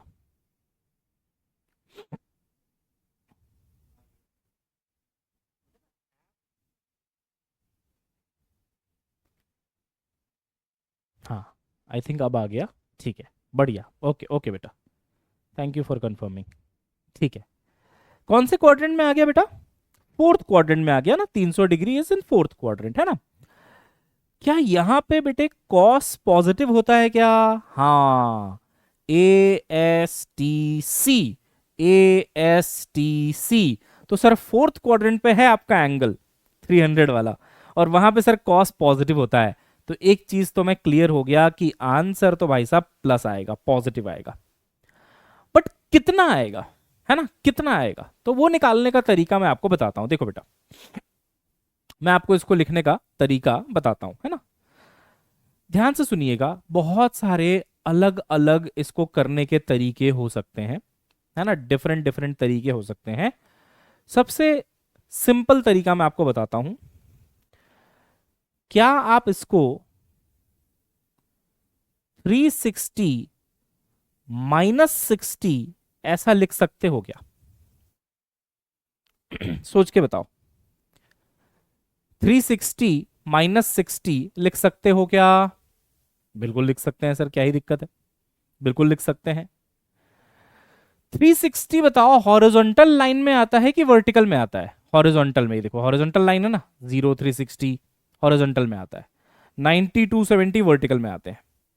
तो अगर आपने हॉरिजॉन्टल वाले एंगल के साथ बढ़ा के घटा के इसको लिखा है, तो ना फंक्शन चेंज मत करना, कॉस को कॉस रहने देना, और ये सिर्फ 60 को उठा के यहां पे रख देना। तो ये कॉस 60 के बराबर हो जाएगा। अभी और प्रैक्टिस करवाऊंगा, चिंता मत करो आप, है ना। हॉरिजॉन्टल में आता है ना बेटा 360, तो मैंने क्या लिखा, 300 को ऐसे लिख लिया, 360 -60। अब कुछ नहीं करना है, अगर ये कॉस है तो यहां पे कॉस ही रहने देना, और फिर ये बाद वाला एंगल आप बस 60 लिख देना। अब मुझे बताओ कॉस 60 की वैल्यू कितनी होती है? तो 1/2 होती है। तो आपका आंसर है 1/2, और पॉजिटिव है ये आप पहले ही पता कर चुके थे भाई, पॉजिटिव है ये तो आप पहले ही पता कर चुके थे, है ना। तो जब हॉरिजॉन्टल से लेते हैं तो फंक्शन को चेंज नहीं करना है, कॉस को कॉस रखना है, 360 को गायब करना है, इसको गायब करना है, और ये 60 वाला यहां पे आ गया, 60 वाला यहां पे आ गया, है ना। आपने कहा सर एक बात बताओ, मैं इसी 300 को 270 +30 ऐसा भी तो लिख सकता था। मैंने बोला बिल्कुल लिख सकते थे भाई, 300 यानी कि 300, ये 270 +30 करने से भी आ जाएगा। अब 270 कौन सी लाइन में है, वर्टिकल की हॉरिजॉन्टल? सर ये वर्टिकल में है, वर्टिकल में है। तो अगर तुमने वर्टिकल के साथ लिखा है तो बेटा फंक्शन बदलना पड़ता है। वर्टिकल वाले में 270 किस में है, वर्टिकल में, फंक्शन बदलना पड़ेगा, कॉस का हो जाएगा साइन, कॉस का हो जाएगा साइन, और फिर इसको इग्नोर करते हुए ये जो 30 लिखा है बस उसको कॉपी कर दो, तो sin30 भी 1/2, सेम ही तो आया आंसर। और अलग आंसर क्यों ही आएगा, दोनों तो 300 ही हैं, चाहे तुम ऐसे लिखो चाहे तुम ऐसे लिखो। तो ऐसे बस तोड़ के लिखना होता है। अगर हॉरिजॉन्टल में तोड़ के लिखा है तो फंक्शन नहीं बदलेगा, कॉस का कॉस रहेगा, इस एंगल को बस ले लेना है। अगर वर्टिकल के हिसाब से तोड़ा है 270 +30 तो फंक्शन बदल जाएगा, कॉस का साइन हो जाएगा, 30 को यहां लिख दो। आंसर लेकिन दोनों मेथड से सेम ही आता है, सेम ही आता है, आंसर सेम ही आता है, ठीक है। ये है बेटा कंसेप्ट, ये है बेटा कंसेप्ट, है ना। तो फंक्शन चेंज कब करते हैं, जब वर्टिकल से लिया गया हो, सेम कब रखते हैं, जब हॉरिजॉन्टल से लिया गया हो। कंसेप्चुअली मान लो कल को मैं तुमसे कहता हूं भाई साहब साइन 120 निकालो, तो देखो भाई 0 90 180 270। एक बच्चा कहता है सर साइन 120 को मैं ना 90 +30 लिख सकता हूं, क्या ये जोड़ के 120 आता है क्या, चेक करना जरा। 90 में 30 जोड़ना मेरे बच्चों कितना आता है, 120 आता है क्या, आता है सर, तो बिल्कुल सही लिखा है। अब मैंने कहा अच्छा ये 90 के रेफरेंस में लिखा है, 90 के, 90 क्या है बेटा, वर्टिकल है कि हॉरिजॉन्टल है, वर्टिकल है सर। क्या वर्टिकल में फंक्शन चेंज होता है, हाँ, तो साइन का क्या बनाएंगे, कॉस, तो कॉस लिखेंगे, और ये बाद वाला एंगल लिखेंगे 30, कॉस 30 बोले तो बेटा √3/2, √3/2, है ना, हो गया आपका आंसर। और 120 निकालने का एक और तरीका भी बताया मैंने, ये तो चलो कन्वेंशनल मेथड है, एक ट्रिक भी बताया मैंने। कि आप ऐसा सोचो 120 में क्या जोड़ने से 180 आएगा, तो सर 60 जोड़ने से आएगा, तो बस साइन 60 के बराबर हो गया ये। और साइन 60 कितना होता है, √3/2। देख बेटा सेम ही आंसर आया, सेम आंसर आया कि नहीं आया? यस। तो वो ट्रिक थी, वो ट्रिक थी। अब हो सकता है आपको ट्रिक पसंद ना आई हो, आप कन्वेंशनल मेथड से करना चाहते हो, तो ठीक है इससे करो ना, कोई दिक्कत नहीं है। 120 को तोड़ के लिखो, 90 में 30 जोड़ के लिखो, 90 यानी कि वर्टिकल, तो फंक्शन चेंज, तो साइन का बना कॉस और ये वाला एंगल 30। बच्चा बोलता नहीं सर एक चीज करो, देखो सर 120 को तुम ऐसे भी तो लिख सकते हो, 180 माइनस 60 लिखने में क्या जा रहा है, ये भी तो 120 ही देगा। मैंने बोला बिल्कुल सही है, 180 में से 60 घटा दो, 180 माइनस 60, ये भी 120 देता है। लेकिन ये 180 है, 180 यानी कि हॉरिजॉन्टल वाली लाइन है, 0 180 सब हॉरिजॉन्टल में है। देखो इसमें फंक्शन नहीं बदलेगा मेरे भाई, इसमें तुम साइन का साइन रखोगे, साइन का साइन रखोगे, और ये 60, तो साइन 60 वो भी होता है √3/2। क्या सेम ही आंसर आया? हाँ। हॉरिजॉन्टल वर्टिकल कैसे ले रहे हो मुझे समझ नहीं आया बेटा, ये एंगल 0 डिग्री है ना, ये हॉरिजॉन्टल लाइन में है ना, और ये 90 यहां पे आ गया, 90 ये वर्टिकल लाइन में है। फिर देखो 180 ये हॉरिजॉन्टल वाली लाइन पे आ गया, 270 देखो बेटा ये वर्टिकल वाली लाइन पे आ गया। भाई लाइन कैसे बनाई मैंने, ये 0 डिग्री, 90 डिग्री वर्टिकल हो गया, 180 डिग्री फिर हॉरिजॉन्टल हो गया, 270 फिर वर्टिकल हो गया, 360 फिर यहां पे आ जाएगा, फिर हॉरिजॉन्टल हो जाएगा, 360 फिर हॉरिजॉन्टल हो जाएगा। देख क्लियर है, क्लियर है?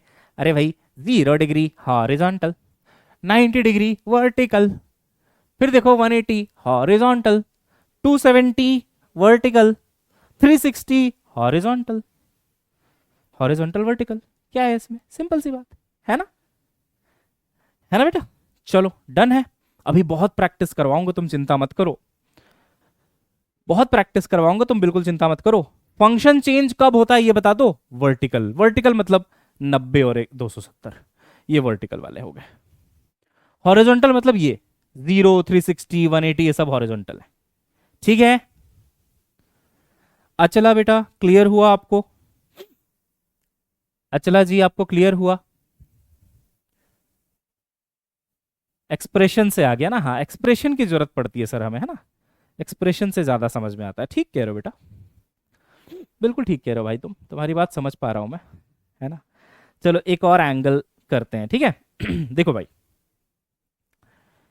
tan tan 135 कैसे करोगे, कैसे करोगे बताओ? दो तरीके हैं, एक तो तुम बेटा एक काम करो, 180 माइनस 45 करो, देखो क्या 135 आएगा? सब लोग हटा के देखो जल्दी से, 135 को मैं 180 माइनस 45 लिख सकता हूं कि नहीं लिख सकता, तुम बताओ, चलो कमान। सर क्यों नहीं लिख सकते? आप बिल्कुल लिख सकते हो, 180 में से 45 घटाने से उतना ही आएगा। और क्योंकि 180 है, 180 किस में आता है, हॉरिजॉन्टल की वर्टिकल? बोलो बोलो बोलो। सर ये 0, ये 90, ये 180, ये 270, तो देखो ना हॉरिजॉन्टली तो है 180, हॉरिजॉन्टली तो है। फंक्शन विल नॉट चेंज मेरे भाई, function will not change, tan का tan ही रहेगा। और ये 45 बाद में चिपका दो, 45 यानी कि 1/√2, लेकिन प्लस माइनस चेक करना मत भूलना। 135 बोले तो सेकेंड क्वाड्रेंट, 90 से ज्यादा 180 से कम बोले तो सेकेंड क्वाड्रेंट, सेकेंड क्वाड्रेंट में tan नेगेटिव होना चाहिए, क्योंकि सेकेंड में घर है साइन का और कॉसेक का, इनको छोड़ के बाकी सबको नेगेटिव होना पड़ेगा। क्लियर हो रहा है? यस, आ गया समझ? ठीक है, ठीक है, तो ऐसे। अच्छा इसको तुम 90 में भी तोड़ सकते थे, 90 में तोड़ते ना तो फंक्शन बदल जाता, tan का कॉट बनाना पड़ता, फिर कॉट में चला जाता मामला, कौन उतना करे। अच्छी बात बताता हूं, हॉरिजॉन्टल से तोड़ना ज्यादा कन्वीनियंट होता है। क्यों? क्योंकि फंक्शन बदलता ही नहीं है, और जब फंक्शन बदलेगा ही नहीं तो टेंशन खत्म, टेंशन से मुक्ति। तो जब भी तुम कोई भी चीज निकाल रहे हो अगर हॉरिजॉन्टल से तोड़ोगे तो फायदे में रहोगे। देखो यहां पे मैंने 360 यानी कि हॉरिजॉन्टल है ना, देखो 0, 360, 180 सब हॉरिजॉन्टल लाइन में आते हैं। 0, 90 वर्टिकल में आता है, ये हॉरिजॉन्टल में आता है। मैंने हॉरिजॉन्टल से तोड़ा अगर 300 को, 360 मैंने 60 लिखा, देख फंक्शन नहीं बदलना पड़ा, कॉस का कॉस रहा, 60 का 60 किया, कॉस 60, फटाफट आंसर आ गया। वहीं अगर मैं वर्टिकल यानी कि 270 से तोड़ता हूं, 270 में 30 जोड़ता हूं तो भी 300 आता है, बट कॉस का साइन एक एक्स्ट्रा टेंशन है। वर्टिकल से तोड़ने में एक एक्स्ट्रा टेंशन है कि फंक्शन बदलना है, कहीं दिमाग से निकल गया और फंक्शन नहीं बदले तो गलत आंसर आ जाएगा। इसीलिए हॉरिजॉन्टल से तोड़ना ज्यादा आसान होता है ना। हॉरिजॉन्टल से तोड़ना, क्या गड़बड़ कर दी मैंने, कुछ गलत लिख दिया क्या? हाँ मतलब 45 1 सही बात है। बड़े बड़े शहरों में छोटी छोटी बातें होती रहती है ना। -1 ठीक है, करेक्ट। बाकी तुम टेबल से मैच भी कर सकते हो। अगर tan 135 देखोगे ना तो हमारा जो टेबल था ना उसमें सेम ही आंसर मिलेगा तुमको। देखो 135 tan, देखो -1 है ना। बट कितना रटोगे, क्या क्या रटोगे, बहुत कुछ है रटने को। इससे अच्छा, रटने से बेहतर है समझ के जाओ, है ना। समझ के जाओ, वहीं के वहीं आंसर करके आओ, तुरंत सोच के। ठीक है। अरे गलती से लिख दिया था भाई 1/√2, समझा करो यार। बच्चों समझा करो, बच्चों समझा करो, है ना। जैसे स्लिप ऑफ टंग होता है ना, वैसे स्लिप ऑफ पेन हो जाता है, ठीक है ना। तो -1 है, ठीक है। नमूना। अभी रुको, तुम लोग जब ये गलतियां करोगे ना, सिली मिस्टेक्स करोगे ना, तब मैं बदला लेगा फिर, अपना टाइम आएगा। नमूनो। चलो भाई, अब तुम्हारा काम है कुछ क्वेश्चंस करना। तैयार हो? बताओ, are you ready? Ladies and gentleman, you are not ready for this, ऐसा कुछ नहीं है। अच्छा हाँ, याद रखना, वर्टिकल यानी कि π/2 बोले तो 90 है ना, तो 90 प्लस माइनस थीटा अगर आपने किया है, 3π/2 मतलब 270 होता है। तो मैंने वर्टिकल से समझा दिया कि अगर 90 प्लस थीटा या माइनस थीटा लिखो, 270 प्लस या माइनस थीटा लिखो, तो the function changes. Function change होके क्या क्या बनता है वो यहां पे लिख दिया मैंने कि भाई जैसे साइन और कॉस, साइन का कॉस बन जाएगा, कॉस का साइन बन जाएगा, है ना। टैन का कॉट बनेगा, कॉट का टैन बनेगा, सेक का कॉसेक बनेगा, कॉसेक का सेक बनेगा। लेकिन ये तब है जब आप वर्टिकल से चेंज करवाओगे 90 270। हॉरिजॉन्टल किया, कोई फंक्शन चेंज नहीं होगा, और आसान पढ़ने वाला है फिर आपको आंसर, है ना, और आसान पढ़ने वाला है फिर। ठीक है, चलो बेटा फटाफट 2-4 क्वेश्चंस की प्रैक्टिस करते हैं and let's proceed to next topic. देखो भाई, मुझे बताओ tan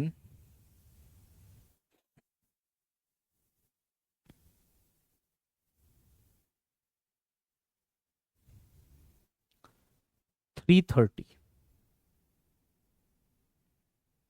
कितना होगा? चलो come on everyone, tan 330, tan 330 है ना। 0, 90, 180, 270, तो 330 यहां कहीं पे आएगा फोर्थ क्वाड्रेंट में। Come on everyone, all odd π/2, हाँ कह सकते हैं ऐसा भी, है ना। इसलिए तो हॉरिजॉन्टल वर्टिकल बोलने से काम ही खत्म हो जाता है फिर।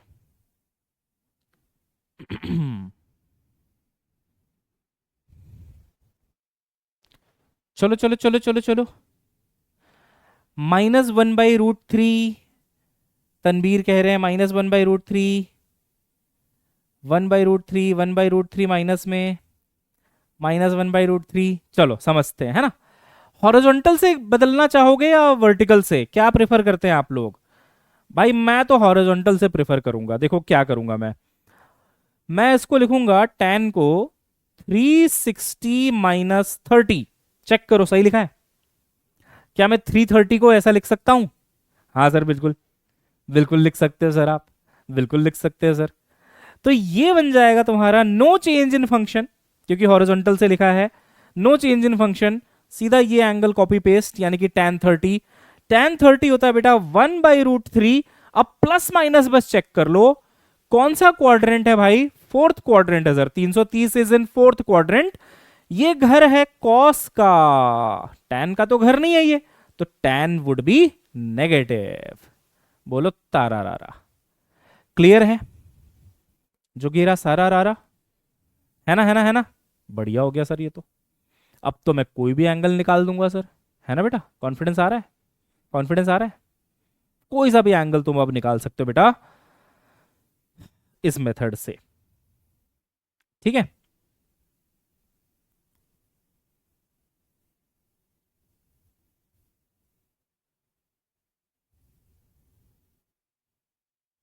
एक और करना है कि हो गया? एक और लास्ट कराऊं? बताओ। एक और करना है लास्ट, फिर आगे बढ़े? हाँ, 270 प्लस 60 से भी हो जाएगा, बट फिर वो कॉट में चला जाएगा चेंज होके, फिर तुमको कॉट सोचना पड़ेगा। इससे अच्छा है 360 से लिखो, कुछ ज्यादा सोचने की जरूरत नहीं पड़ेगी। है ना, है ना? ठीक है, चलो एक लास्ट क्वेश्चन करते हैं। ठीक है बेटा, एक लास्ट क्वेश्चन करते हैं।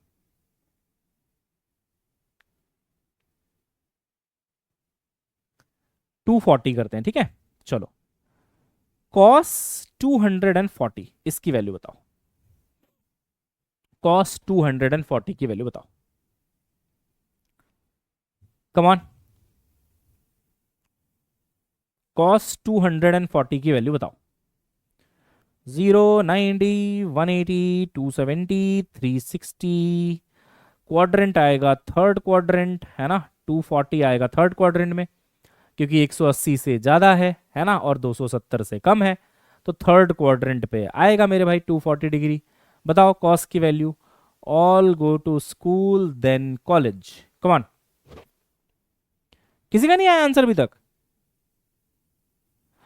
सर मुझे एक डाउट है, अगर 270 से लेते तो फिर क्वाड्रेंट कॉट के हिसाब से देखते या टैन के? नहीं, जो आपका मेन फंक्शन होता है ये वाला, इसके हिसाब से क्वाड्रेंट दिखते हैं, तो टैन के हिसाब से ही देखते, है ना? जैसे ये टैन था ना बेटा, तो टैन से ही क्वाड्रेंट देखते हैं कि टैन 330 कहाँ लाई कर रहा है, ऐसे देखते हैं।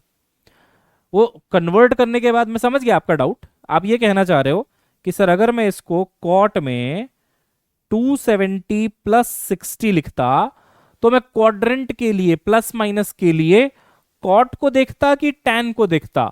तो ओरिजिनल फंक्शन को देखते हैं, है ना? ये नहीं देखते, मतलब आप जब कन्वर्ट करने के बाद जो आ रहा है उसको नहीं देखते। मतलब टैन 270 ऐसा लिखते हैं आप, देखिए इसको आप ऐसा लिखते हैं पहले तो, कि टैन 270 प्लस 60, जो बाद में बनता कॉट 60, तो इससे खाली वैल्यू निकलेगा। क्वाड्रेंट कौन सा है वो उसी से देखते हैं, पहले फंक्शन से ना, बाद वाले से नहीं। हाँ बेटा, -1/2 आया, देखो इसको ऐसा लिख लो, कॉस 180 प्लस कितना जोड़ दूं इसमें? 60 ना, 60 जोड़ दूं ना? बिल्कुल ठीक है सर, 60 जोड़ दो आप। अच्छा, क्वाड्रेंट कौन सा है भाई? ये 240 वाला। 240 मतलब ये थर्ड क्वाड्रेंट है, यहां पे कॉस नेगेटिव होगा तो नेगेटिव लिख दो। 180 में लिखा है, हॉरिजॉन्टल में लिखा है, function will not change, not change तो cos 60 आ जाएगा, और cos 60 की वैल्यू कितनी होती है बेटा? 1/2। तो दैट इज योर आंसर। अच्छा, इसी को अगर मैं सर ऐसे लिखूं, cos 270 माइनस 30 भी तो लिख सकता हूं। 240 को 270 माइनस 30 लिख सकते हैं। अब क्योंकि 270 यानी कि वर्टिकल वाला हो गया, तो cos will change into sin, और 30 को तो 30 लिखो। sin 30 भी 1/2 होता है, लेकिन जैसा कि किसी बच्चे का डाउट था, क्वाड्रेंट चेक करने के लिए, प्लस माइनस चेक करने के लिए ये लगाऊं कि ये लगाऊं, तो भाई जो ओरिजिनल दिया है उसी से चेक होगा। cos 240, तो 240 में third quadrant, cos is negative, इसीलिए नेगेटिव। इससे चेक मत करने लग जाना भाई, है ना? क्लियर हो गया, है ना? चलो बेटा, तो अब इस टाइप के क्वेश्चंस आप लोग क्रैक कर लोगे, है ना? ठीक है सर, बढ़िया है सर। अच्छा मान लो लिखा है, एक एक वैल्यू लिखा है, ऐसा लिखा मान लो, cos -60। इसका क्या करें सर? भाई -60 को ना तुम 0 -60 लिख सकते हो। 0, 90, 180, 270। तो ये ना बेटा जीरो से थोड़ा सा कम है, जीरो से कम है, 0 -60 है, तो जीरो से कम है, फोर्थ क्वाड्रेंट आएगा। सोच के देखो जरा, फोर्थ क्वाड्रेंट आएगा मेरे भाई, 0 से ज्यादा तो नहीं है भाई। 60 होता, +60 होता तो 0 से ज्यादा बोलते, -60 है तो 0 से कम है, तो फोर्थ क्वाड्रेंट है। फोर्थ क्वाड्रेंट में कॉस इज पॉजिटिव तो आंसर आएगा पॉजिटिव, और क्योंकि ये हॉरिजॉन्टल है, 0 इज अगेन हॉरिजॉन्टल, तो function will not change, cos 60 लिखो, +1/2 आंसर है। चेक कर लो, है ना, है ना, चेक कर लो भाई।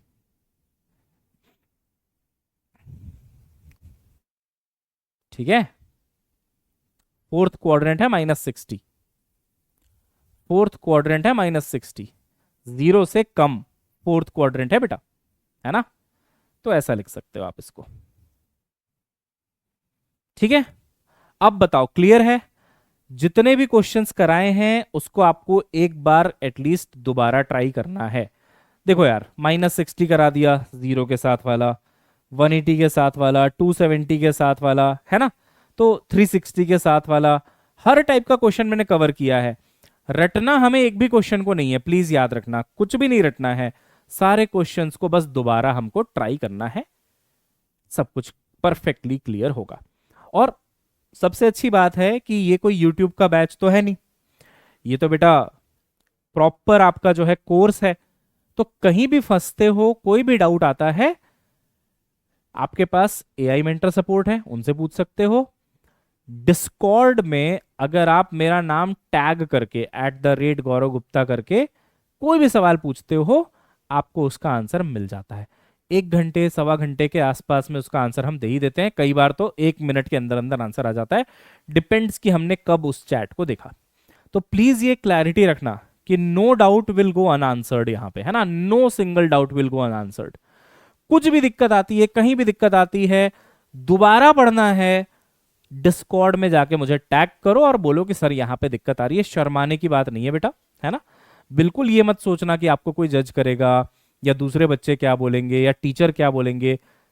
कोई किसी को कुछ नहीं बोल रहा है भाई, कोई किसी को जज नहीं कर रहा, है ना, बस आपको जो भी डाउट है वो क्लियर होना चाहिए। ठीक, हाँ जी, डिस्कॉर्ड का लिंक चाहिए बेटा? अच्छा ये लो, अभी देते हैं आपको यहाँ पे, मैं लेकिन चैट नहीं कर पाऊंगा, मेरे पास चैट का ऑप्शन नहीं है असल में। चलो एक नंबर दे रहा हूँ, अक्षिता मैम का एक नंबर दे रहा हूँ, है ना, उस पे जाना, मतलब उस पे कॉल कर लेना मैम को और बोलना मुझे प्लीज डिस्कॉर्ड का लिंक दे दीजिए। ठीक है,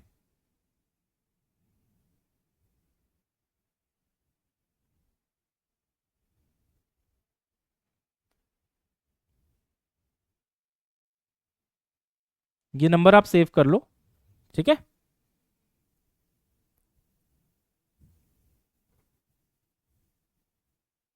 मैं खुद क्वेश्चन चूज करके दूंगा डीपीपी में। एक चीज याद रखना, बेसिक मैथमेटिक्स में कोई प्रॉपर डीपीपी बेटा बन नहीं पाती है, क्योंकि ये आपके सिलेबस का पार्ट नहीं है ना, तो क्लास के क्वेश्चंस पे रिलाई करना। जब डिफरेंशिएशन इंटीग्रेशन आएगा तो फिर भी आपको डीपीपी मिल जाएगी, बट इन क्वेश्चंस में ज्यादा क्वेश्चंस का ऐसे डीपीपी वाला सीन होता नहीं है। कंसेप्ट्स को क्लियर करो, प्रैक्टिस करो, you are good to go for that, है ना। चलो बेटा आगे बढ़े, आगे बढ़े, है ना, यस। बाकी ये क्लियर क्लैरिटी रखना कि आगे से जो भी आपको डीपीपी जब भी मिल रही है, रोज ही मिलेगी, वो मैं ही उसके क्वेश्चंस को सेलेक्ट करूंगा। ठीक है, चलिए भाई, ये मैंने पहले ही लिखवा दिया था, याद है, ये हो चुका है ना, हाँ जी, ये बिल्कुल डन है सर, सारा पीडीएफ में रहेगा, बाद में भी आप इसको रिवाइज कर सकते हो, है ना। ये दो फॉर्मूले आपके नीट में काम नहीं आते हैं, इनफैक्ट ये वाला भी काम नहीं आता है। बाकी ये याद कर सकते हो आप कि sin 2 थीटा, मैं हाईलाइट कर देता हूं ना जो जो आपको याद रखना है, ठीक है, ये अच्छा रहेगा। येलो कलर से जो हाईलाइट कर रहा हूं वो आपको याद करना है, ये वाला sin 2 थीटा बराबर 2 sin थीटा कॉस थीटा, ठीक है बेटा। और एक ये वाला cos 2 थीटा बराबर 2 cos² थीटा -1 और 1 - 2 sin² थीटा। तो बहुत सारा आपको ओवरलोड नहीं करेंगे फॉर्मूले से, इतना आप याद कर लोगे तो आपका काम हो जाएगा। ठीक है, अब जैसे मान लो ये वाला जो फॉर्मूला है ये कहाँ काम आता है मैं आपको बताता हूँ ना। क्या फॉर्मूला है, देखो क्या आइडेंटिटी है, sine 2 theta is 2 sin theta cos theta. जैसे ये फॉर्मूला है, अब ध्यान से सुनना मेरी बात को ना। अब मान लो मैंने तुमसे पूछा, एक अचानक से रैंडम सा सवाल आया तुम्हारे सामने कि 2 sin 22.5 कॉस 22.5 का वैल्यू बताओ। कहां हुआ था ऐसा पता है? नीट 2025 में पोलराइजेशन का एक क्वेश्चन आया था, है ना, और दो पोलराइड्स के बीच का एंगल दिया था 22.5 डिग्री। बच्चे वहां सर खुजाने लगे कि भाई साहब साइन 22.5 तो किसी टीचर ने नहीं पढ़ाया मुझे, और ना मैं इसको 90 प्लस माइनस में कुछ लिख पाऊंगा, करूं तो करूं क्या। तो भाई ये लग रहा था वहां पे, ये आइडेंटिटी लग रही थी वहां पे। इसीलिए कहते हैं ट्रिग्नोमेट्रिक आइडेंटिटीज जो जो आपके टीचर आपको बता रहे हैं प्लीज उसको याद करके आना, है ना। इसमें मैंने हाईलाइट कर ही दिया, ये तो चलो सारा ही याद करना है, ये तो पहले भी लिखवा दिया था, ये तो पूरा ही याद करना है, ये तो करना ही करना है। इसमें जो जो हाईलाइट कर रहा हूं प्लीज याद करके रखना, ठीक है। अब देखो कैसे सॉल्व करेंगे इसको, देखना। इसको आप कंपेयर करो इस फॉर्मूले से, 2 sin थीटा कॉस थीटा से, तो इसका वैल्यू होना चाहिए sin 2 थीटा के बराबर, है ना। थीटा की जगह पे हमारे पास क्या है बेटा, 22.5। यहां पे भी देखो थीटा की जगह पे 22.5, तो इसका आंसर पता है क्या होगा, according to the formula 2 sin theta cos theta का फॉर्मूला होगा sin 2 थीटा, यानी कि sin 2 × 22.5 जो कि है 45। 22.5 का डबल क्या होता है 45, तो sin 45, the value is 1/√2। Clear हुआ, है ना। तो ऐसे ट्रिग्नोमेट्री आपको परेशान करती है कभी कभी, बट अगर सारे बेसिक्स पढ़ के गए हो तो कभी परेशानी नहीं होगी। कितने लोगों को परेशानी आई थी, कितने लोगों ने 2025 का एग्जाम दिया था? भाई हवा उड़ गई थी लोगों की देखते ही कि ये भाई ये क्या हो गया।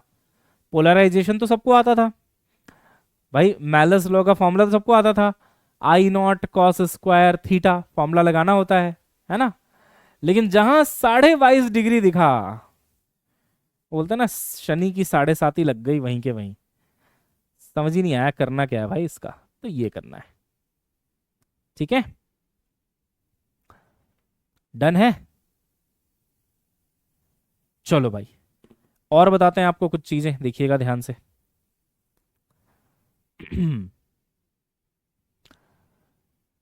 कुछ फॉर्मूले यहां पे भी लिखे हुए हैं। सर कितना इजी था, है ना, बहुत इजी था। जिसको आइडेंटिटी याद थी उसके लिए बहुत इजी था, नहीं याद थी तो नहीं था। अच्छा अब इसको देखो बेटा, sign A plus B cos A plus B tan A plus B. देखो बेटा साइन ए प्लस बी होता है sign A cos B plus cos A sine B, sign A cos B cos A sine B, sign A cos B cos A sine B. यहां लिख देता हूं sign A plus B sign A cos B cos A sine B. याद हो गया, class में याद कर लो साइन ए प्लस बी का फॉर्मूला, है ना। अच्छा अगर यही साइन ए माइनस बी हुआ तो क्या करेंगे सर? तो सारा कुछ सेम है, sign A cos B cos A sine B सब सेम है, यहां पे माइनस आ जाएगा। प्लस है तो प्लस रहेगा, माइनस है तो माइनस आ जाएगा। याद हो गया, अच्छा। कॉस ए प्लस बी, देखिए उसमें क्या आता है, cos A cos B sign A sine B. इसमें आता है cos A cos B sign A sine B. इसकी खास बात यह है कि प्लस के साथ यहां पे माइनस आता है, और अगर ये माइनस है तो प्लस आता है, cos A cos B plus sign A sine B. तो इसमें क्या था, साइन कॉस कॉस साइन, इसमें क्या है cos cos sine sine, melody की तरह एकदम, है ना, होता है ना सारे गामा पापा पापा नहीं नहीं नहीं नहीं, धाधा धाधा धाधा सा ऐसा है कुछ, है ना। Cos cos sine sine, sine cos cos sine, याद हो जाएगा ना बेटा, 2 बार देखोगे याद हो जाएगा, कोई दिक्कत वाली बात नहीं है। ठीक है। अच्छा, साइन चेंज हो गया, करेक्ट। आज डीपीपी आएगी बेटा, है ना, कुछ डीपीपी के क्वेश्चन आएंगे आज। अच्छा, tan a प्लस बी, ये होता है बेटा tan a plus tan b upon 1 - tan a tan b। अलग से ही लिख देता हूं तो ज्यादा अच्छा रहेगा, tan a प्लस b, है ना। तो बेटा tan a plus tan b upon 1 - tan a tan b। ठीक है। और अगर मान लो नीचे माइनस है, यहाँ पे a माइनस बी है, तो यहाँ माइनस यहाँ प्लस, उल्टा हो जाएगा, है ना। यहाँ माइनस यहाँ प्लस, साइन बस चेंज हो जाएगा अगर a माइनस बी हुआ तो सर ये सब चलो बहुत अच्छा है, आपने अच्छी चीजें बताई हमको, बट मेरा सवाल ये है सर कि क्यों बताया आपने ये सब मुझे, इसका मैं करूं क्या? ऐसा सवाल आ रहा है क्या तुम्हें? बताओ, ऐसा सवाल आ रहा है? मैं बताता हूं क्यों बताया ये सब, है ना। देखो, मान लो कल को तुम्हारे पास एक क्वेश्चन आता है कि ना sin 75 की वैल्यू निकालो,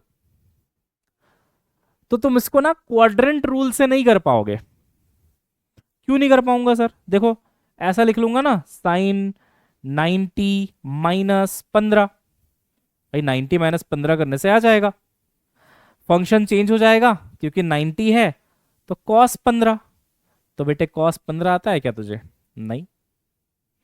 तो क्वाड्रेंट रूल तो लगेगा, बट लगा के फायदा क्या है? क्वाड्रेंट रूल तो तुम लगा लोगे, बट लगा के फायदा क्या हुआ भाई? 90, 0, 180, 270, इन्हीं में तो क्वाड्रेंट रूल लगाते हैं ना आप। तो मान लीजिए 90 से लगा लिया, 90 - 15 आ गया, cos 15 फंक्शन बदल गया क्योंकि 90 डिग्री था। अब करोगे क्या इसके आगे? cos 15 की वैल्यू आती है क्या? नहीं आती सर। तो ऐसे अतरंगी एंगल्स में हम क्या करते हैं, इसको कोशिश करो दो ऐसे एंगल में तोड़ने का जो दोनों एंगल का आंसर आपको पता हो। जैसे कि 75 है बेटा, तो इसको तुम 45 + 30 लिख सकते हो। क्या साइन 45 आता है तुम्हें? हाँ। क्या साइन 30 आता है? हाँ। अब इसमें लग जाएगा साइन a प्लस बी का फॉर्मूला। देखो, साइन a प्लस बी का फॉर्मूला लग जाएगा, जो कि क्या होता है, sine a cos B plus cos a sine B. a का वैल्यू 45, b का वैल्यू 30, तो देखो क्या आएगा, साइन 45 कॉस 30 कॉस 45 साइन 30। समझ आ रहा है? तो देखो साइन 45 1/√2, कॉस 30 √3/2, कॉस 45 1/√2, साइन 30 1/2। हो गया, सॉल्व कर देंगे, आंसर आ जाएगा। नीचे 2√2 पुर्रुप्पू आ रहा है, देखो 2√2 यहाँ पे भी, 2√2 यहाँ पे भी, तो 2 रूट तक तो बेटा एलसीएम हो गया, यहाँ बचेगा √3, यहाँ बचेगा 1, तो √3 + 1। अरे समझे मैं क्या कहना चाहता हूं, है ना।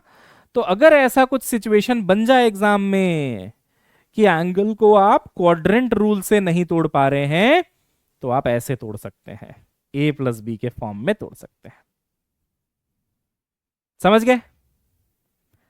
क्लियर है ना। क्वाड्रेंट से भी तोड़ सकते थे 90 - 15, बट हमें फिर 15 डिग्री की वैल्यू नहीं पता थी, तो कोई फायदा नहीं होता। ऐसा और कौन सा एंगल बन सकता है बताओ मुझे? 15 भी बन सकता है। देखो मान लो tan 15 लिखा है, इसको कैसे करें सर? तुम बताओ कैसे करोगे, सोच के बताओ जरा। 15 डिग्री में भी बन सकता है क्या, बताओ? 45 - 30, ये बनाएगा आपका 15 डिग्री। देखो, तो tan 45 - 30, तो tan a माइनस बी का फॉर्मूला बन गया, जो कि क्या होता है फॉर्मूला, देखो, तो tan a plus tan b, अब ये माइनस है तो ऊपर माइनस आ जाएगा, tan a minus tan b upon 1 plus tan a tan b। ऐसे सॉल्व हो जाएगा ये। a को 45 रख देंगे, b को 30 रख देंगे। ठीक है, सोचो, क्लियर है क्या? सोचो बेटा, क्लियर है क्या? और कौन सा एंगल हो सकता है सर इसमें? 75 हो गया, चलो, है ना, 75 हो गया, 75 हो गया, 15 हो गया, एक 105 भी बनता है बेटे।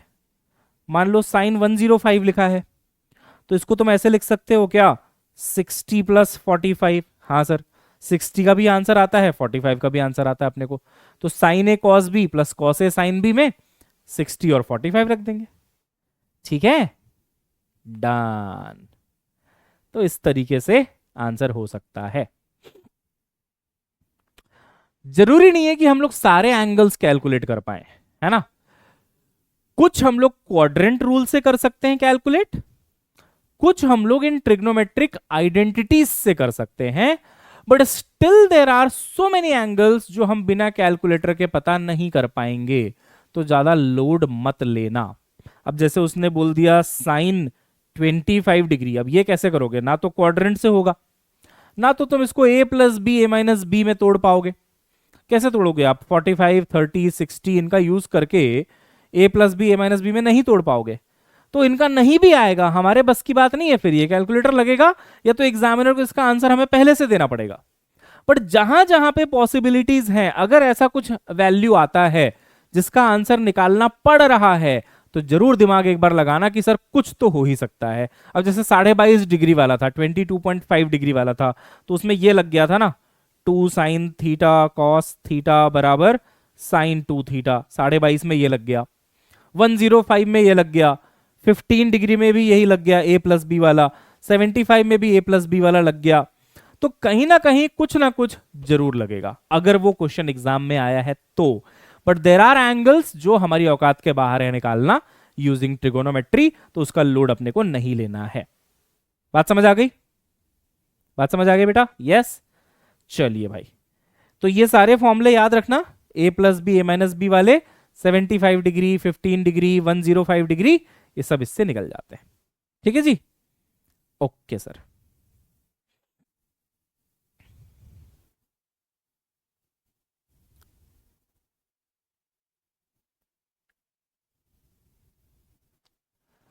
सो 1075 अभी जो मैं आपको करवा रहा था, आंसर एक बार मैच कर लेना खुद से कैलकुलेट करके, है ना, 45 और 30 लिख के। भाई इसको आप लिख लोगे ना, 1045 प्लस 30, तो 10 a प्लस बी का फॉर्मूला लगा लेना। होमवर्क है ये आपका मेरे बच्चों, ठीक है। ये देखो लिखा है sine pi by 2 plus x. Pi by 2 का मतलब होता है बेटा 90 डिग्री, तो ये एक्चुअली है साइन 90 प्लस एक्स। कोई बता सकता है इसका आंसर क्या होगा? 90 से थोड़ा ज्यादा तो second quadrant, second quadrant, second quadrant का मतलब वहां पे साइन है ना, तो साइन होगा पॉजिटिव, तो एक तो प्लस आ गया। चलो, सेकेंड क्वाड्रेंट में sine is positive, second quadrant 90 से थोड़ा ज्यादा, सेकेंड क्वाड्रेंट, सेकेंड क्वाड्रेंट में साइन इज पॉजिटिव, तो पॉजिटिव आंसर आएगा। अच्छा 90 है तो फंक्शन वुड चेंज, साइन का बन जाएगा कॉस, तो आंसर आ जाएगा आपका कॉस एक्स। चेक करो, सही है, बी। सीख गए ना? सीख गए ना? आपको टेंशन तो नहीं है ना बेटा? बहुत काम आता है ट्रिगोनोमेट्री, ध्यान से पढ़ लो और अच्छे से रिवाइज करके आना बेटे कल, है ना। तो ये आ गया कॉस एक्स, ठीक है, डन हो गया सर, डन हो गया सर। चलो आगे बढ़े। हाँ जी, इस टाइप के क्वेश्चन तो निपटा देंगे, है ना।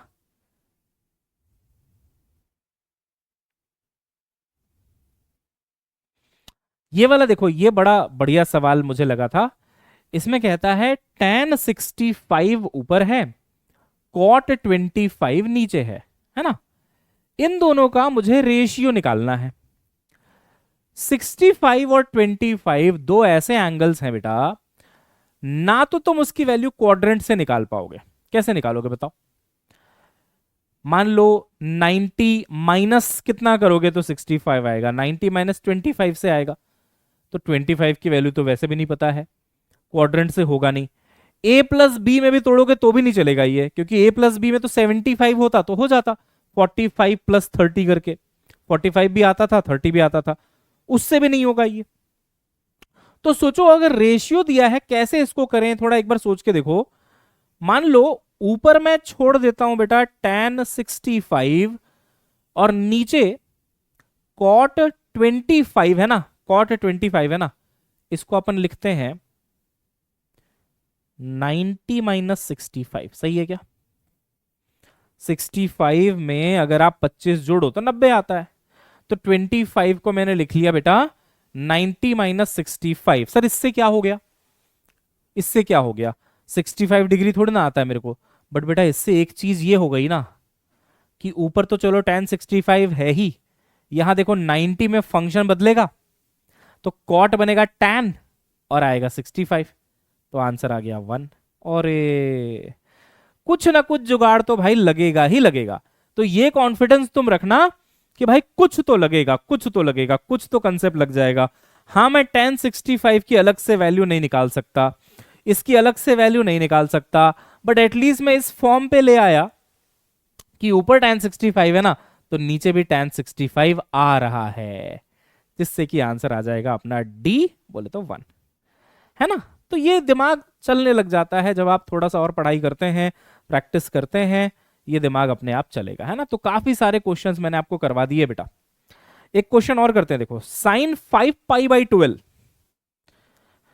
ये 5π/12 आखिर है कितना यार, इसको जरा डिग्री में कन्वर्ट करें क्या? क्या सिखाया था मैंने, रेडियन से डिग्री में जाने का तरीका। भाई पाई वाई के टर्म्स में लिखा मतलब रेडियन में लिखा है, डिग्री में जाने के लिए आप 180/पाई कर दो इसको, ठीक है। तो ये दोनों हो गए कैंसल। देखना जरा कितना डिग्री आ रहा है बेटा,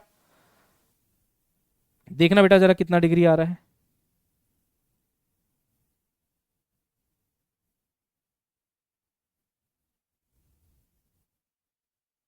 $75 आ रहा है, तो ये साइन 75 डिग्री है एक्चुअली, है ना। साइन 75 डिग्री है। बस अब इसको क्या है, ए प्लस बी में तोड़ो, साइन ए प्लस बी में तोड़ो, बस खत्म, है ना। साइन ए प्लस बी में तोड़ दो, ए प्लस बी मतलब 45 प्लस 30 हो गया। उसके बाद तो sine A cos B plus cos A sine B. I think मैंने करवाया भी है सेम सवाल आपको, है ना। बिल्कुल सर, बिल्कुल सही है। 10th का मैथ है, हाँ तो तभी तो बेसिक मैथ बोल रहे हैं, एडवांस मैथ तो हो ही नहीं सकता ना तुम्हारा, कैसे हो सकता है? 10th के बाद तुमने मैथ पढ़ी है क्या? हम्म, उबैदुल्ला जी 10th के बाद मैथ पढ़ी है? 11 से तो वैसे ही बायो आ गया था तुम्हारा, है ना। बट तुम्हारे साथ गलत ये हो जाता है ना कि भाई 10th तक तो कैलकुलस पढ़ाते नहीं है, मतलब कि डिफरेंशिएशन इंटीग्रेशन 11th में बच्चों को पढ़ाया जाता है ये सब मैथ्स वालों को। तुम्हें तो ये सब मैथ्स वाला जो पार्ट है ये फिजिक्स में ही पढ़ना पड़ता है। बट एनीवेज आपको सारा कुछ पढ़ा के सही कर देंगे, ठीक है। यहां तक डन हो गया। तो ट्रिगोनोमेट्री मेरी तरफ से पूरा बेटा फिनिश है। हमने शुरू किया था बहुत बेसिक से, आर्क वगैरह से हमने शुरू किया था। आर्क पे हमने बात करी थी, क्विक रिवीजन देख लेते हैं। आर्क पे हमने बात करी थी कि थीटा एंगल कैसे निकालते हैं, तो L/R से निकालते हैं। अगर L और R की वैल्यू बराबर हो जाए तो 1 रेडियन बनता है वो। अगर आपको जो है डिग्री से रेडियन में जाना है तो π/180, रेडियन से डिग्री में जाना है तो 180/पाई किया जाता है। सारा कुछ बेसिक सीखा हमने, साइन कॉस टेन क्या क्या फॉर्मूले होते हैं। हमने ये ट्रिग्नोमेट्रिक आइडेंटिटीज एक लेवल पे यहाँ पे कर ली थी बेटा, कौन कौन सा है ना। पंडित बद्री प्रसाद हर हर भोले से हमने देख लिया कैसे क्या होगा। जो एंगल आपने सेलेक्ट किया है उसके सामने वाला परपेंडिकुलर होता है, उसके साथ वाला बेस होता है। तो परपेंडिकुलर और बेस इस बात पे डिपेंड करता है कि कौन सा एंगल आप ले रहे हैं। अगर आप ये वाला एंगल ले रहे हैं तो परपेंडिकुलर है ये, जबकि ये वाला एंगल ले रहे हैं तो ये बेस बन जाएगा। उसके बेसिस पे हमने साइन कॉस टैन वगैरह निकालना सीख लिया, पाइथागोरस थ्योरम का इस्तेमाल कर लिया। इस टाइप के सवाल जो 2024 में आए थे उसके बेसिस पे ये क्वेश्चन कर लिया। फिर हमने सीखा कि कैसे क्या क्या वैल्यूज हैं। एक ट्रिक मैंने बता दी आपको कि 120 में 60 जोड़ने से 180 आ रहा है, तो 60 की सारी वैल्यूज और 120 की सारी वैल्यूज सेम होंगी। वैसे ही 135 और 45 की वैल्यू सेम होंगी, 150 और 30 की वैल्यूज भी सेम होंगी, 180 और 0 की वैल्यूज भी सेम होंगी, क्योंकि जोड़ने से उसको भी 180 आ रहा है। उसके बाद बेटा मैंने आपको बढ़िया से क्वाड्रेंट रूल सिखा दिया है ऐड शुगर टू कॉफी, कहाँ पे कौन पॉजिटिव, ये समझा दिया, बाकी अपने आप नेगेटिव हो जाएंगे। देन हमने सीखा कि हॉरिजॉन्टल और वर्टिकल से चीजों को तोड़ा जोड़ा जा सकता है। 300 को आप 360 माइनस 60 भी लिख सकते हो और 270 प्लस 30 भी लिख सकते हो। हॉरिजॉन्टल में जाने का फायदा ये होता है कि फंक्शन बदलता नहीं है, वर्टिकल के रेफरेंस में देखेंगे तो फंक्शन बदल जाता है। बाकी चॉइस इज योर्स कि आप कैसे तोड़ना पसंद करते हो, है ना। उसके बाद आगे अपना जो है कुछ और ट्रिग्नोमेट्रिक आइडेंटिटीज जो कि काम आती हैं एग्जाम में, है ना, जैसे कि ये वाला बड़ा काम का है। ये सब भी कभी कभी काम आ जाएंगे, याद रख लेना। इसमें जो मैंने काट दिया उस पर जाने की जरूरत नहीं है, जो हाईलाइट किया है उसको याद रख लीजिएगा। फिर ये वाले फॉर्मूले, और इनकी मदद से आप 105 डिग्री, 15 डिग्री, है ना, 75 डिग्री, इस टाइप के एंगल्स को कैलकुलेट कर सकते हो, जो मैंने आपको करके दिखा दिया है, ठीक है। हाँ, इसकी जरूरत आपको नहीं पड़ती है तो ये आप छोड़ सकते हैं, कोई दिक्कत नहीं है ना। हमें कौन सा मैथ्स का एग्जाम देना है, और इसको भी आप छोड़ सकते हैं, ठीक है। तो जितना आइडेंटिटी मैंने हाईलाइट किया है वो आप याद कर लीजिएगा, ठीक है बेटा। पहली क्लास थी, देखो अगर कुछ बच्चे पहली बार पढ़ रहे थे तो एक आध सेशन में थोड़ा सा फ्लो बनने में टाइम लगता ही है भाई, बट आई होप आपको स्पीड, पेस, एक्सप्लेनेशन सब ठीक लगा होगा। स्टिल अगर कुछ भी फीडबैक रहता है तो you can let me no, है ना। कहीं पे भी कोई भी परेशानी हो तो we are there for you बेटा, प्लीज हमें बता देना, है ना। अभी जर्नी की बस शुरुआत करी है, अभी तो पूरा साल बाकी है। खूब मेहनत करेंगे मिलके, जहां भी कोई भी परेशानी आएगी बेटा उसको सॉल्व करेंगे। एक बार मैं डीपीपी देख लेता हूं कि आज कौन कौन से क्वेश्चंस हैं डीपीपी में, और आपको एक्सप्लेन कर देता हूं कि कौन कौन सा आपको आज ट्राई करना चाहिए, है ना। अच्छा, अभी शायद आया नहीं है क्या? हाँ, अभी नहीं आया है, ठीक है। इसके बाद मैं डीपीपी डाल दूंगा, ठीक है बेटा, जिसमें ट्रिगोनोमेट्री के क्वेश्चंस होंगे, ठीक है। चलिए भाई,